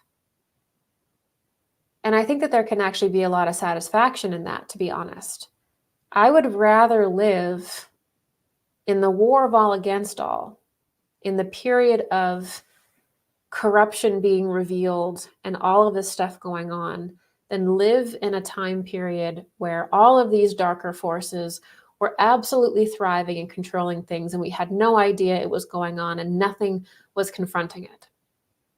So in this way, I don't see the war of all against all as being terrible, because I value truth, and I see the decay and the darkness that comes up during this time as being ultimately good, as being, we need to see this.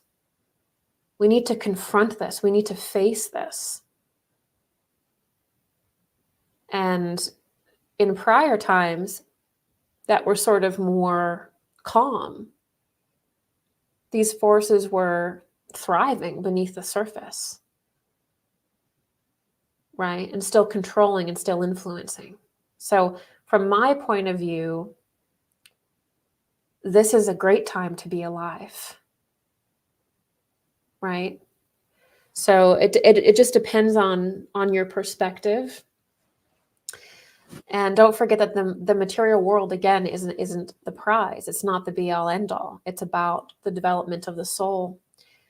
But there are some people that are choosing to not have children or bring children in the world. That is somebody's own decision.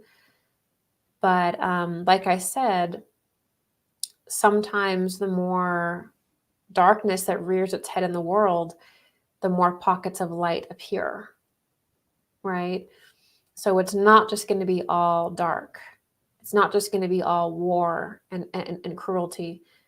A lot of the darker people in charge actually want you to think that. They want you to think that you're in perpetual danger. That's sort of how they operate. So eventually human beings will not reproduce the way that we produce now. And so reproduction, how we do now, will naturally end, and we'll move into a different kind of reproduction. But I think if you want children and you want to be a mom or you want to be a dad, and you're going to love that baby and you're going to love that child, then I wouldn't deny yourself that experience, because there's always going to be challenges, right? So, all right, this next question is Illogic 32. What about the measures that have been taken to shift consciousness? With that, I pointing at the start of 1987, stopping the Cold War and making of the Constitution. Absolutely, this is a really great point. One thing that I often say on my private platform is that in every period of danger, it can always be lessened, and you can always get something better from it. Okay? And there are always people incarnated on the planet that if humanity would just turn their face towards them and support them, they would lead humanity to a better future. So during World War II, there were individuals that if humanity had chosen them, humanity had seen them, had voted for them, or had taken them on, could have reduced a lot of the pain and trauma of that time. Same with every other classical period of war and strife. There's always been people on the planet who are qualified to lead humanity to a much better outcome. The problem is that humanity often doesn't recognize them, and they can't see them. because they're operating at a level that they don't recognize yet. But incredible leaders have always been with us. We just don't choose them because we get pulled into basically tribal warfare and lower ego battles where we can't see the true leadership properly. But there have been times in our past, and I would consider certain, and also don't forget that there have been people like this in power that have averted certain situations that would have been extremely dangerous for humanity, but we never heard about it, right? Don't forget that there are people who go on as unsung heroes, preventing war, preventing certain catastrophes, and we never hear their name, right? Think about how many times that has already happened.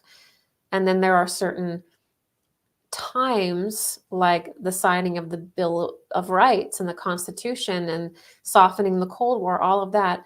Those were also due to great individuals that had a higher vision that were able to ascertain the kind of power to create those kind of covenants.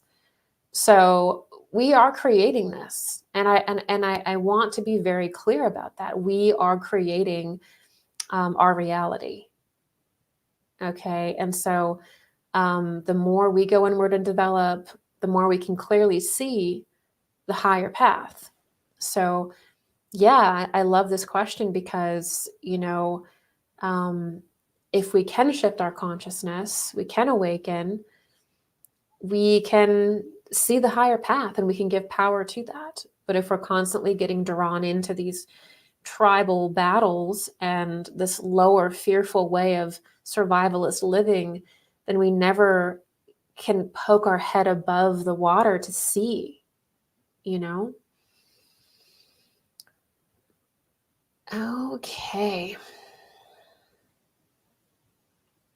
Okay, this one is another one from Aisha Rose. I'm looking at Steiner's chart of cosmic evolution, and there's a point in the time after the sixth great epoch, which is the cessation of physical incarnation.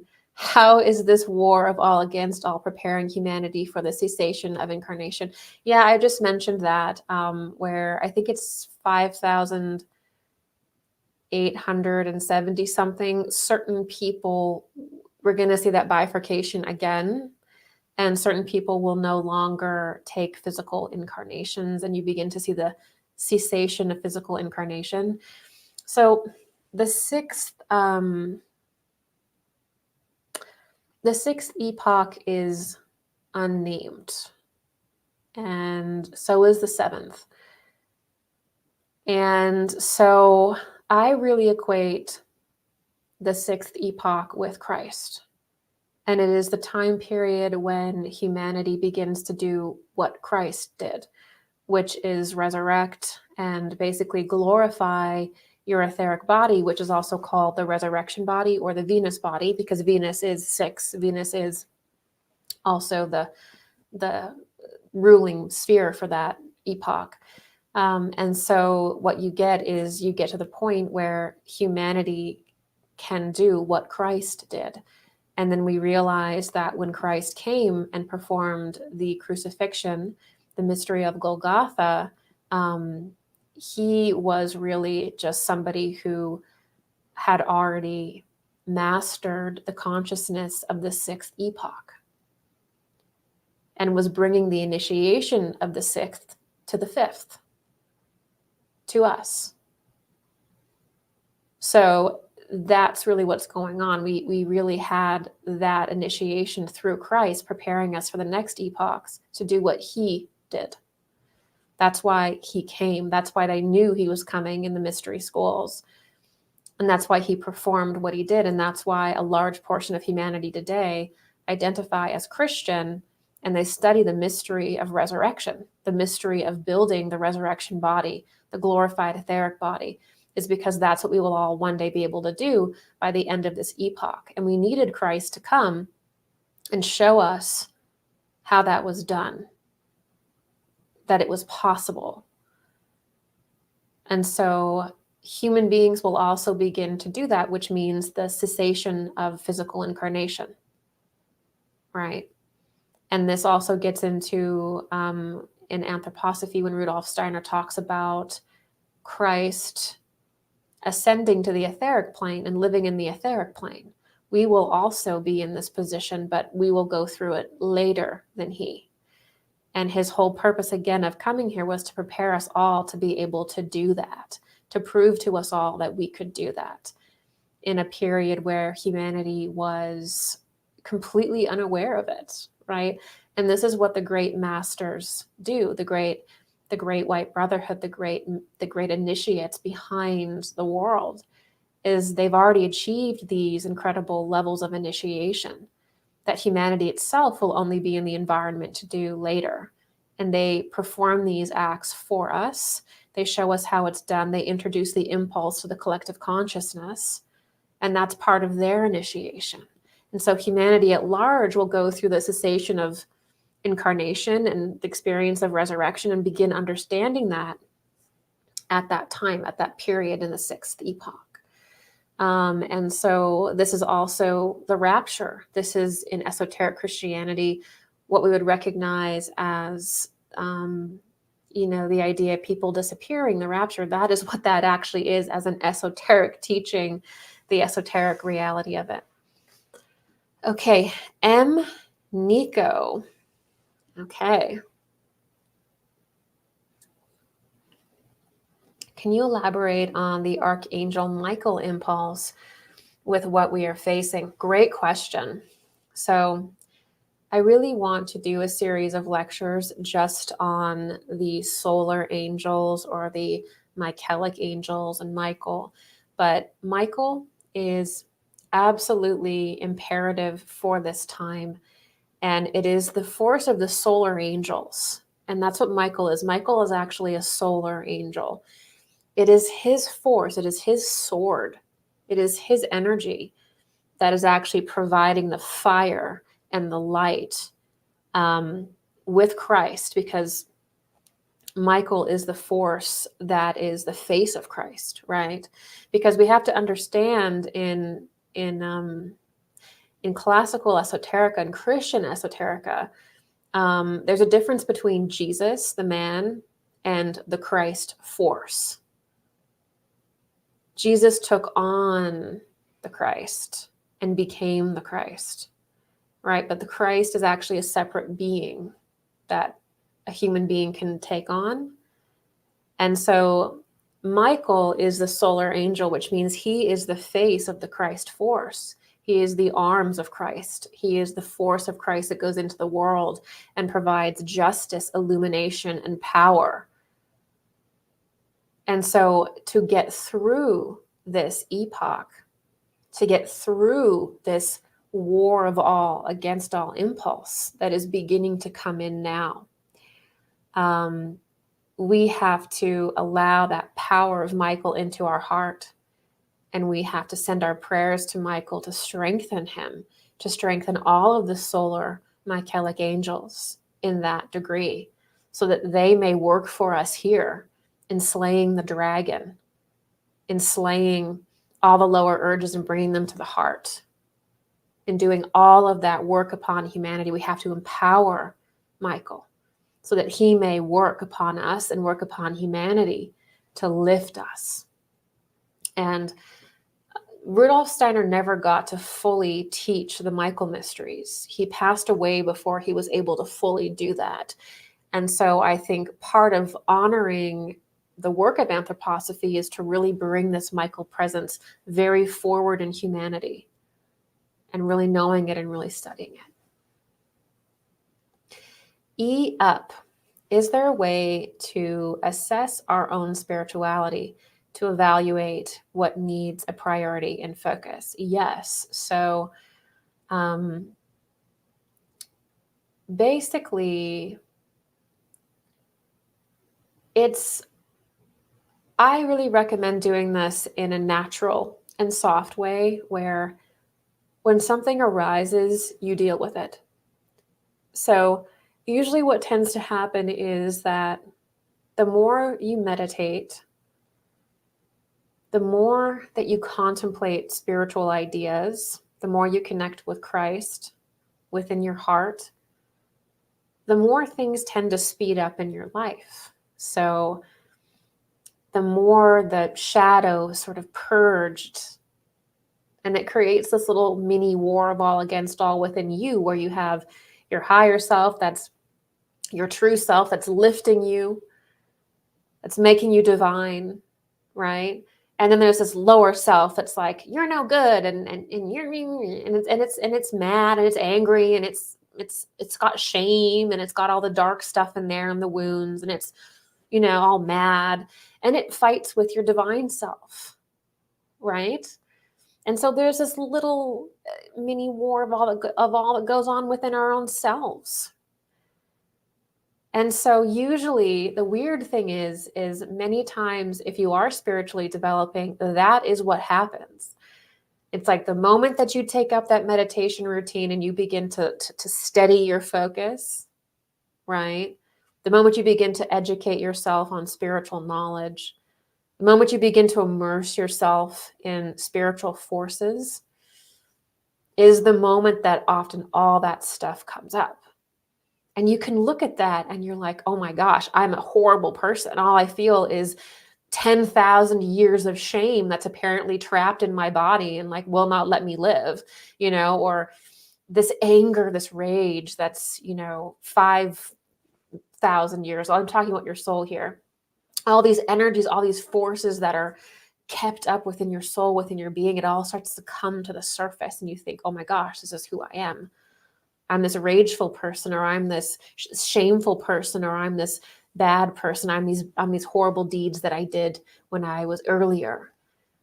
But you are none of those things. These are forces that are leaving you, that are being transformed as you bring your I and your spiritual forces into your being. And so how you often know that you're actually spiritually evolving is you're challenged.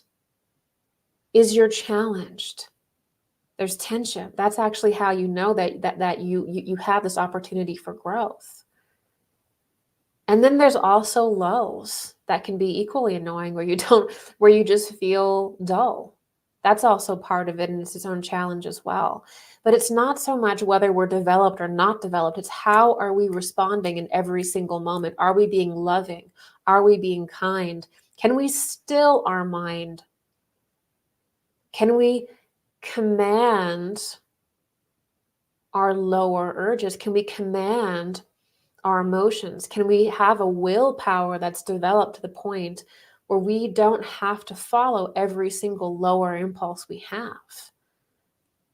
That's how you know that you're spiritually developing. Okay, this one is from Carrick81. Hey, Carrick. When the herd around us in society starts to get increasingly violent, what do we do? This is something that I feel like, you know, with social media, you know, sometimes I'll log on to Twitter and I go on there for like the animal videos and the cat videos. I mean, if I'm being honest with you, I love the animal videos. And I don't engage with any content that's violent. Yet whenever I go on to Twitter, that's a large portion of my feed is just violence. And it really makes me think that there is a desire to create violence, and that a desire by the families and people in power to always perpetually pull people down into an animal existence of might is right and dominance, and ultimately vicious violence that does not allow us to develop. And so we have to be aware that this is something that could absolutely happen, is that we could be coming into a time where the powers that be, after really being exposed, I mean, the COVID operation did not go very well, if we're going to be honest. You know, they're being exposed on so many different levels because they're not really, I mean, how this darkened institution works is not really designed to come out and to overt power. These people, these dark institutions, they really only operate when you can't see them. And so when they start coming out and doing these big grasps for power, it really begins to be the end for them.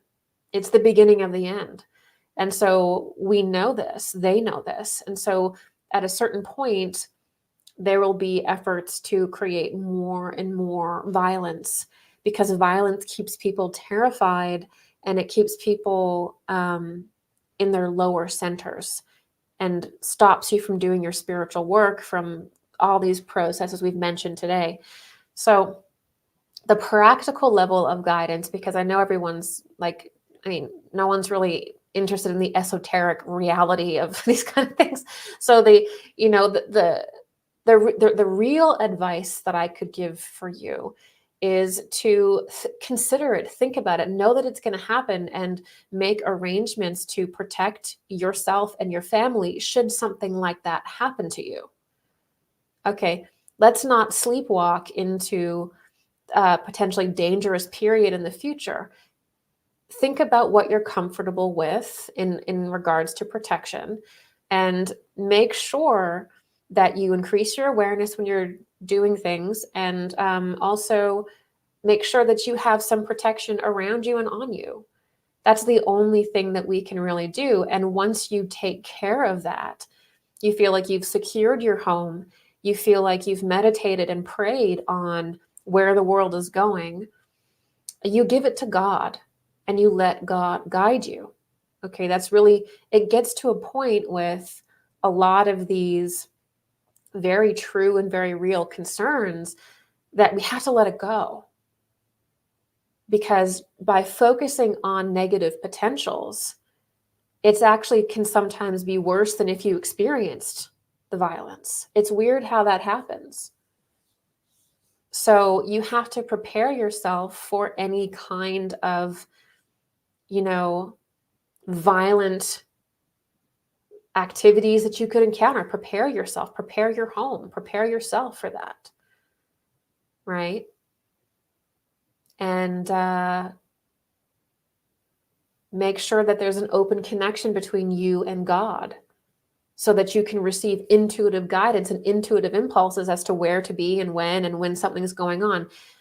The best thing, you know, when there's a predator around or violence, is that you want to be very deeply in your body. You want to actually be very relaxed, and you want to be very centered. Panic never works in these situations. So that's a strong meditation practice. That's a strong self-development practice. It always comes down to the same thing, right? And then once you fully prepared yourself, don't fixate. Let it go, give it to God, give it to Christ, and allow them to guide you. Allow these spiritual forces to guide you and live your life, not being consumed by fear. Okay? Okay, Frida. Will it be easier or harder for us to remember the truth and who we truly are each time we reincarnate here? Yes, exactly. You're understanding this. So it's just like how Aisha Rose was saying,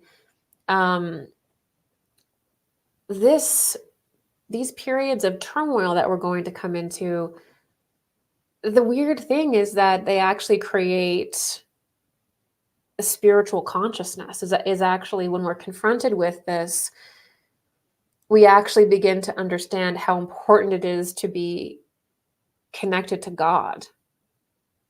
And we are driven deeper inside. It's strange how sometimes it takes us the deepest pain, the most intense challenges, before we actually turn inward. Sometimes I see it like the trauma outside in the world has to become more than your own inner trauma inside. And then you go inward, right? So what that creates is the spiritualization. When we feel like there's nothing left, when we feel like every single thing we've been clinging to in the material world is no longer the same. You know, our idea of the government is not what we thought it was 10 years ago, right? Our idea of the world is not what we thought it was. That almost forces us inward to recreate a different vision. And so people are deeply being challenged to do that, because they can no longer depend on the false visions of what the government is, of what Hollywood is, of what the medical system is. When we begin to realize that all of that was basically a lie, the only place to go is in and to go deep. And that's where a new system can come in that's higher. But it's also where we begin to gain more spiritual power. We begin to gain spiritual abilities, which means that as time passes on, human beings will begin to spiritualize and begin to remember their past lives. That's a part of claircognizance. People will be born more and more clairvoyant. This is why in theosophy, which takes a little bit of a different approach than anthroposophy, in theosophy and the New Age, there's this vein where everybody is coming into, the sixth race, the sixth root race, which is really the sixth kind of human being. It doesn't really have anything to do with the color of your skin. It's actually a quality of consciousness that the human being has, regardless of gender, race, or anything like that. It's a quality that exists is within that human being template. And so in theosophy and in the New Age, there wasn't much of a talk about the war of all against all, which is why I went so deeply into that dark period today.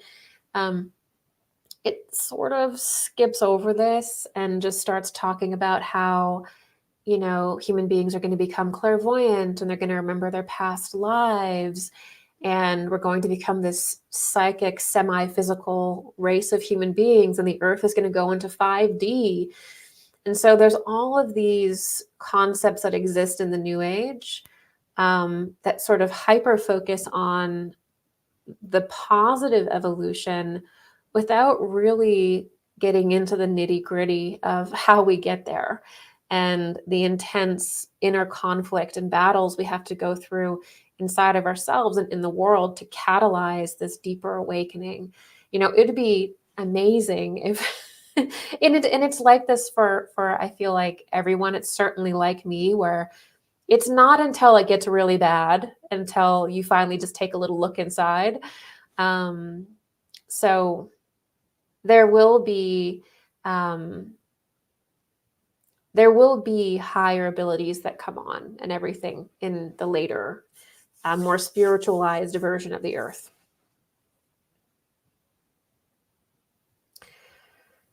Catherine Doyle, how can a community like this come together and begin spreading brotherly love that we are growing into? So basically, it's going to come about pretty naturally because there will be certain leaders that will begin to do it. And you will be drawn to these individuals. There'll be certain people that just begin to live a more natural life, right? And that just begins to expand naturally around them through interest. It's almost hard to talk about because I can almost hear people like editing this video and being like, Gigi wants to start a cult. It's like, it's really not a cult. The spiritual communities are driven around individuality and every individual having the organizing principle of Christ within them. And so when that happens, you just act in a certain way. You act in harmony. You seek harmony. You don't seek dominance. So this is not like a community or a spiritual groupings that are like these perverted, gurus that are looking to like molest their students, or these weird cult leaders that really just want to siphon energy from their students. It's a totally different thing that those weird, creepy cult individuals are trying to trick you into thinking is going on, right? But this is a higher civilization that's slowly forming, and it will begin in smaller little communities that will begin not through force or through some kind of weird leader, but through the reality that the individuals in that community will have the organizing principle of Christ within their being. Now, in anthroposophy, this has already been expanded on, and it's called the threefold society. And that's actually what will happen. This has already been organized and written out. And so that is where that exists, and that will begin coming out in the era that's parallel to Jupiter. So that will begin coming out it's going to begin to emerge now, but it will really begin to come about in the next epochs before we see the close of this post-Atlantean epoch. So there's already an outline for it, which is social threefolding, and that exists within anthroposophy. And there's already biodynamic gardening. So obviously another incredible thing that Rudolf Steiner did was, he saw that we're going to have corrupted food and problems with agriculture and big agriculture and this intense desire to control food. And so he actually created biodynamic gardening, right, which is a way to grow food that does not depend on crazy fertilizers or some of the darker elements of agriculture today. And with that, there's also in anthroposophy what is called social threefolding. And so that's actually what the concept there is, actually the core of the next cultural age. It's already there if you want to research it. That's what will come forward. And when we see the close of our current epoch, which is called the German Anglo epoch, that's what it's called. And we'll move into the Russian Slavic epoch. That's the next civilization that will come about. It's called the Russian epoch or the Slavic epoch, which is really interesting because sometimes when I see the war with Russia, like the Cold War with Russia, and esoterically that a lot of these people in power, they understand that eventually the life force is going to shift from the Anglo-German power arc, and it's going to shift into the Slavic Russian part of the world. And through that part of the world, what is destined to happen is that you're going to see these little communities that come up that are based around the Christ principle, around the God principle, and living in brotherly and sisterly love. So that's where that whole idea of social threefolding, the idea of the higher society that emerges, that's where the mystery schools have designated that to begin, is actually in that Russian region, right? And so, and then eventually once it actually leaves the Russian region, it will go into America. That's the next region that is destined to have the last civilization of our post-Atlantean phase. So there's two more great civilizations or great cultures that are going to come about before the end of our post-Atlantean epoch. The next one is the Russian. The one after that is called the American. By the time you get to the American level, the Earth will be kind of quasi-physical. It's hard to imagine, I know, but I have to teach it because it is what it is. But then we get into the Russian period, and that's where you get the idea of brotherly and sisterly love. And it's really interesting to examine this because there's always been this impulse in Russia that's seen as negative, which is this desire for community and a communal way of living. But then if you think about the sort of Russian people and the Slavic people, that whole area there, what if they're preparing for the next great epoch to come where they have to master community?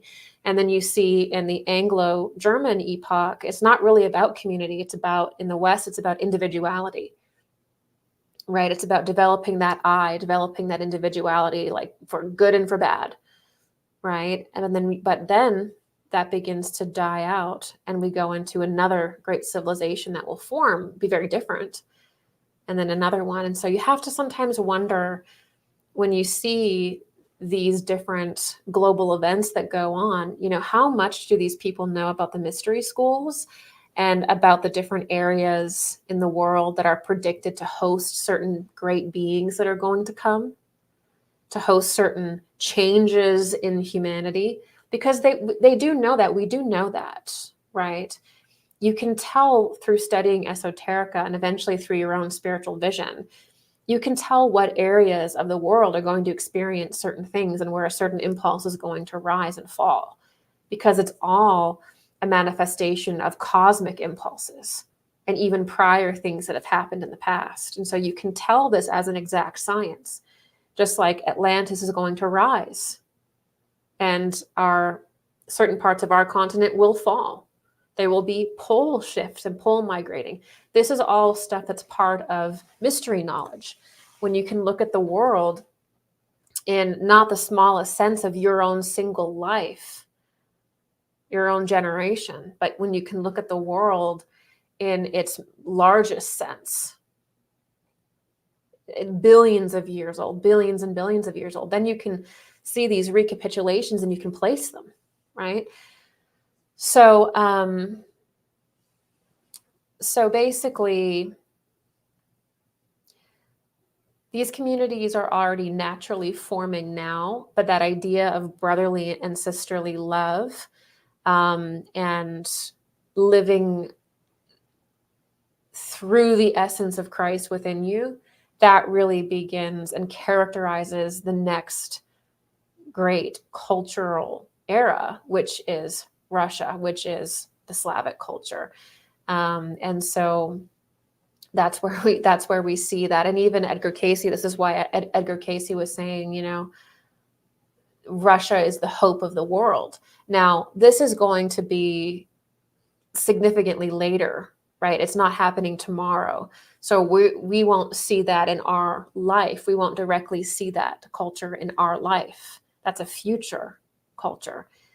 But we can see certain things going on where even now there's certain powers that are being exchanged, and there's misunderstandings between the West and the East, as there usually is, right? And so it's very interesting to see that as humanity moves away naturally from operating from this lower egoic sense, this hyper individual nature, completely egoic, which really characterizes the Anglo-German civilization, right?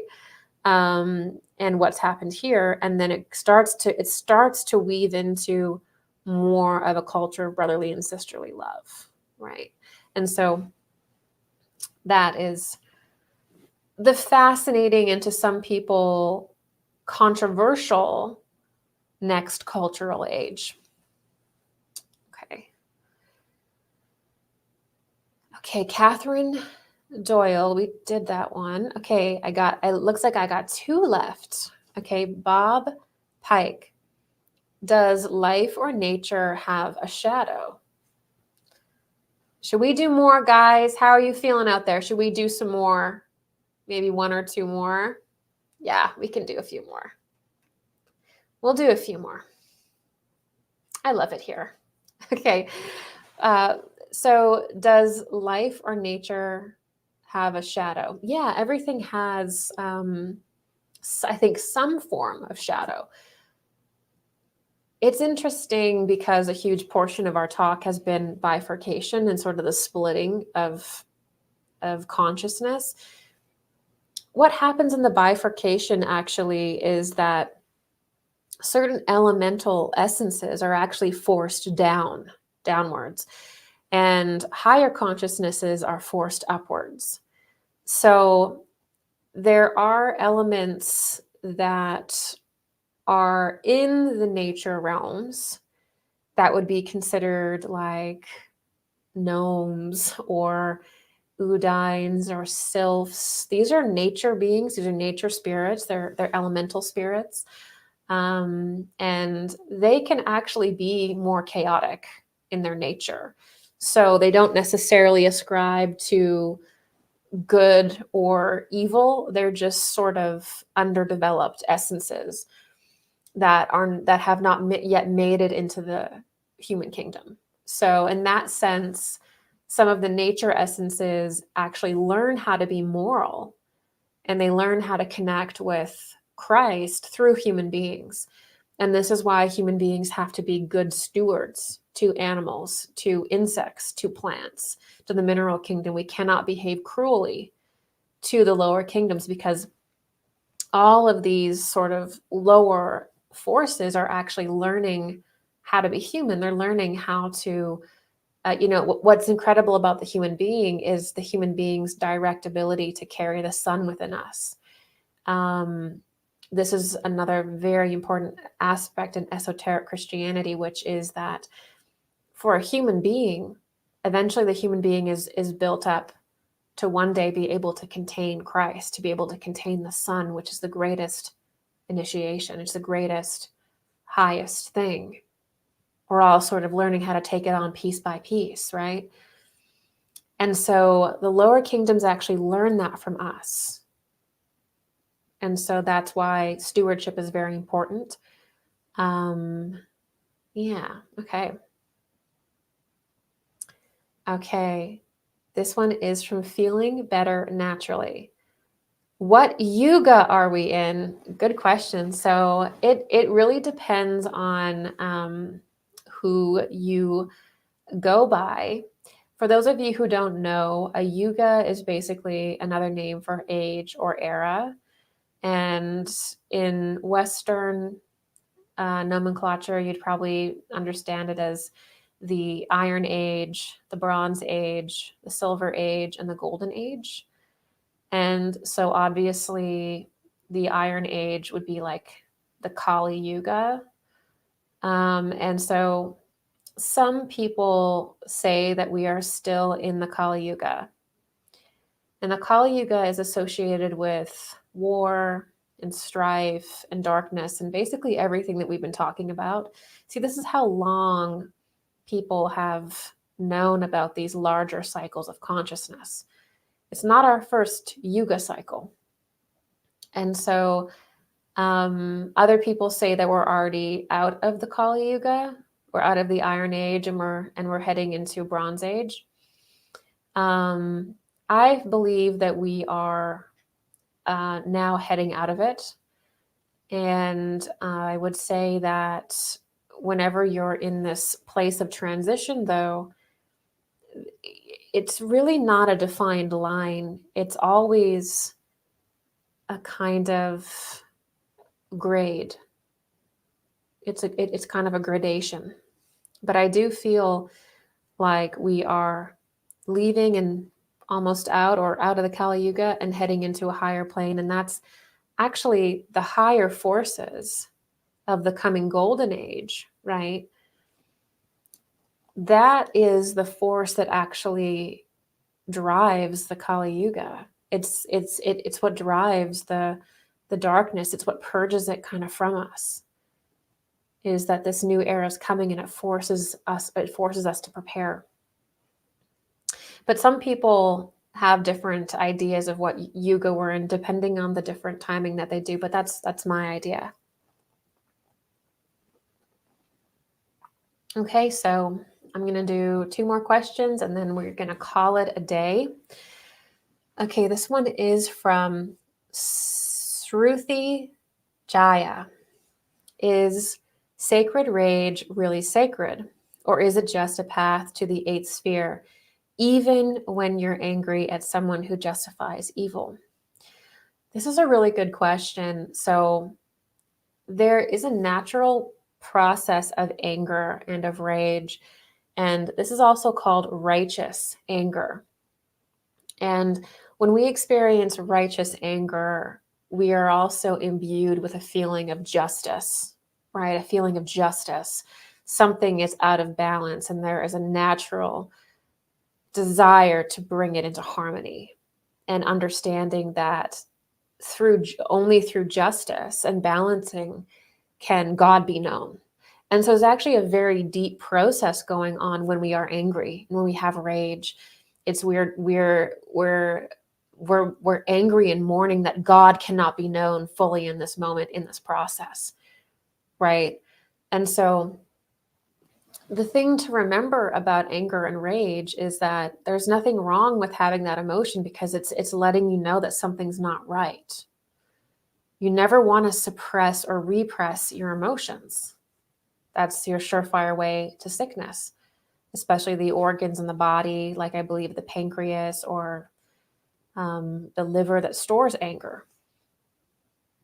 What you have to do with your rage is you have to transform it into more productive behaviors, and also channel it into healthier emotions. So, in other words, anger and rage, it only becomes really dangerous when it stays in the body, and it should be transformed, because anger and rage is a transitional emotion. It's a transitional state. We're not meant to be in rage and in anger like forever. It's something that we're in, and when there's an injustice, right? And then we're supposed to work with it and transform it into something else, transform it into something more healthy. And that is part of emotional alchemy. You know, you have to do the work in understanding why you feel so much rage about it. Is there something within you that has experienced something like what you're seeing, and is part of you fighting a fight that you're seeing in the world, but is there some inner wounding that you have to deal with? And so with every really, really intense emotion, like not anger, but rage, you have to figure out, why is this emotion so intense? Okay, because the goal of the yogi, the goal of the disciple is really to be able to shrink the emotion, right? It's to be able to make every emotion over time more manageable through the will. Not suppress, not repress, but understand how to process the emotion, which begins with asking yourself, why is this so intense? And going through the psychological processes and somatic processes that allow you to confront what's going on. Because we also have to acknowledge that every brutality we see is also awakening certain brutalities that were done to us, or certain things that were done to us. And so you can get to a phase where you experience things that are super horrible, or you see things that are horrible, but what you bring to it and what you arrive at is pure love and pure compassion for what's going on, and just trying to bring forward the most loving and pure forces, and holding and trying to contain the tragedy, and just being there. And it's a different thing. Whereas if something's arising and it's really intense, this means that there's work to do. And so that's what I would say there. Okay. And the last question of the day goes to Ruben Landon Dante. Hello, Ruben. And you said, do you see a metaphysical turned physical materialization of Christ? This is a great question. So one of the things that a lot of Christians believe is that Christ is going to basically either be reborn in a physical body, or that he is going to have another physical existence. That's not something that I believe. I don't believe in a physical second coming of Christ. Once Christ performed the crucifixion and was resurrected, he no longer has to incarnate physically. That was the end of physical incarnation. He now exists in the etheric plane. He now exists in his resurrection body in the etheric plane, and is part of everyone's consciousness, and now has the capacity to work within every human being. So he no longer centralizes. That was the whole point of his existence. So we actually don't experience him in that way. We experience him within us. This is why he says the kingdom of heaven is within. Okay. It's because He is now in the etheric plane, in the spiritual plane, and he is now within every human being, which is way more powerful than just him incarnating in a physical body again. He already did that. He already had his series of incarnations and then overcame physicality. He overcame the material plane. He no longer needs to incarnate, right? Now, if he wanted to appear, he can appear, right? He can appear to you, and he appears in people's dreams. He can appear in your room. This is the amazing thing actually about angels too, spiritual masters, about Christ and the etheric, or Jesus and the etheric, is that, yeah, he can appear. And there's many people who have had these incredible experiences where Christ has appeared to them, either as though he's physically in the room or just as a clairvoyant vision. So the whole thing about people experiencing Christ in the coming epochs, it's really more of a Paul at Damascus experience. So we're all kind of going to have the Saul to Paul experience, where we're all going to have a clairvoyant vision and connection of Christ as he reigns from heaven. And so people, especially as time passes deeper and deeper into this era, more and more people are actually going to have very real experiences with Jesus and with Christ. And that is what's going to have them deeply understand what this Christ force is. Because if you think about it, just being logical here, that's really what drives our understanding and what drives our initiation. It isn't really the physical presence of someone. It's really experiencing their energy, experiencing their force. So we will all be initiated, obviously, by Christ, but it will be from the etheric plane. And that's what I would say. And I understand that other people think that he's going to reincarnate, but I think that one of the problems with modern spirituality and also modern religion is taking a materialist interpretation of everything and taking a literalist interpretation. When the Bible was written and when a lot of spiritual books were written, certainly the spiritual streams before, especially the Eastern teachings and those ones, our minds were not even the same as they are now. And so there's an issue with our consciousness becoming too materialistic, too materialized, too literalist, and not being able to enter into spiritual texts anymore. It is a complete mistake to think that we can go back and read the Bhagavad Gita or the Puranas or the Bible or, the Torah, right? And think that we're going to read it through a literalist perspective or through the consciousness that we have today. The reason why that's completely unrealistic is because our consciousness changes all the time. It changes every century, to the point where, going back really far, even thousands of years, everything was through stories and symbols. Even going back to the Greeks, they would relay certain events and even future predictions in stories, because that's how the mind works. The esoteric was obvious to them, right? The esoteric is no longer obvious to us. And we enter into holy books in a literalist, materialist sense, which is to completely distort them and not understand them.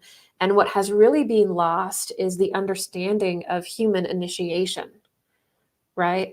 So we can recognize that the Buddha became a Buddha. Being a Buddha is an actual level of human initiation that people can achieve.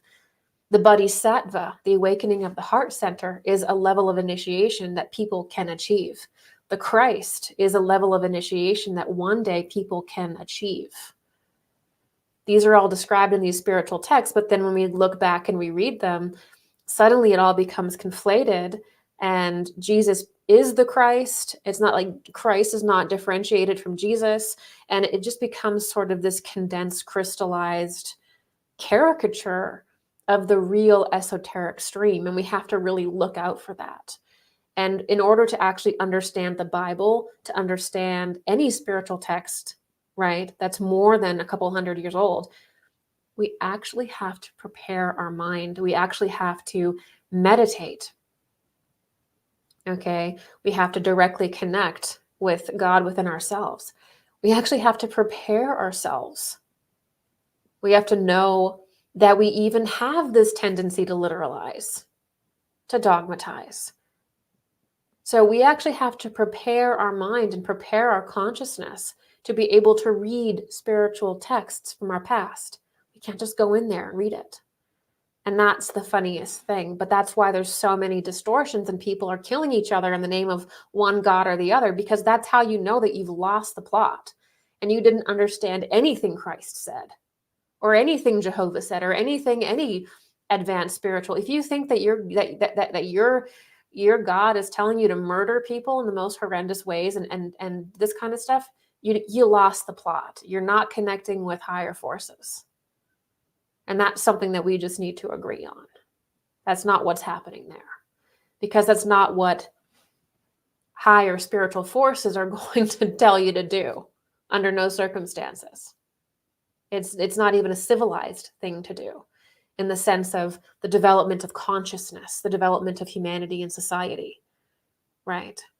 So thank you guys so much for being with me today. I'm going to do some super chat shout outs here. Thank you guys so much for supporting me. Thank you, Dario D'Arcangelo. Thank you, CS. Thank you, Kat Grace Healing. Thank you, Ramadasa. Thank you, Maggie Kaz, LMC, Copernicus, and Bill Monahan. Thank you guys so much for your support. It means the world to me. If you like this, do consider signing up for my premium platform. I do answer your questions every 2 weeks. I go for 3, sometimes 4 hours. We've been getting pretty crazy over there, actually. And over there, I'll just answer your questions. You submit a question and I answer it. I also have forums. So there's an amazing community of like-minded people. And there's a reading room that you can give readings if you're developing your psychic abilities. You can receive a reading if you're needing a little bit of help. We have some great mystics over there. Just great forum conversations going on all the time about current events and a lot of things that can't really be said publicly, or it seems like the censorship, is pretty harsh on. We go into that stuff on my private platform as well. So sign up for my newsletter, like, share, all the clicks, everything like that. And I'm going to leave you to the rest of your Sunday. You guys have a great Sunday, and I will pay attention to my YouTube channel, my newsletter, because I'm going to do another aspect of this lecture, probably not next week, but the week after. So do stay in touch with me in all the ways so you can be notified when that comes out. So thank you.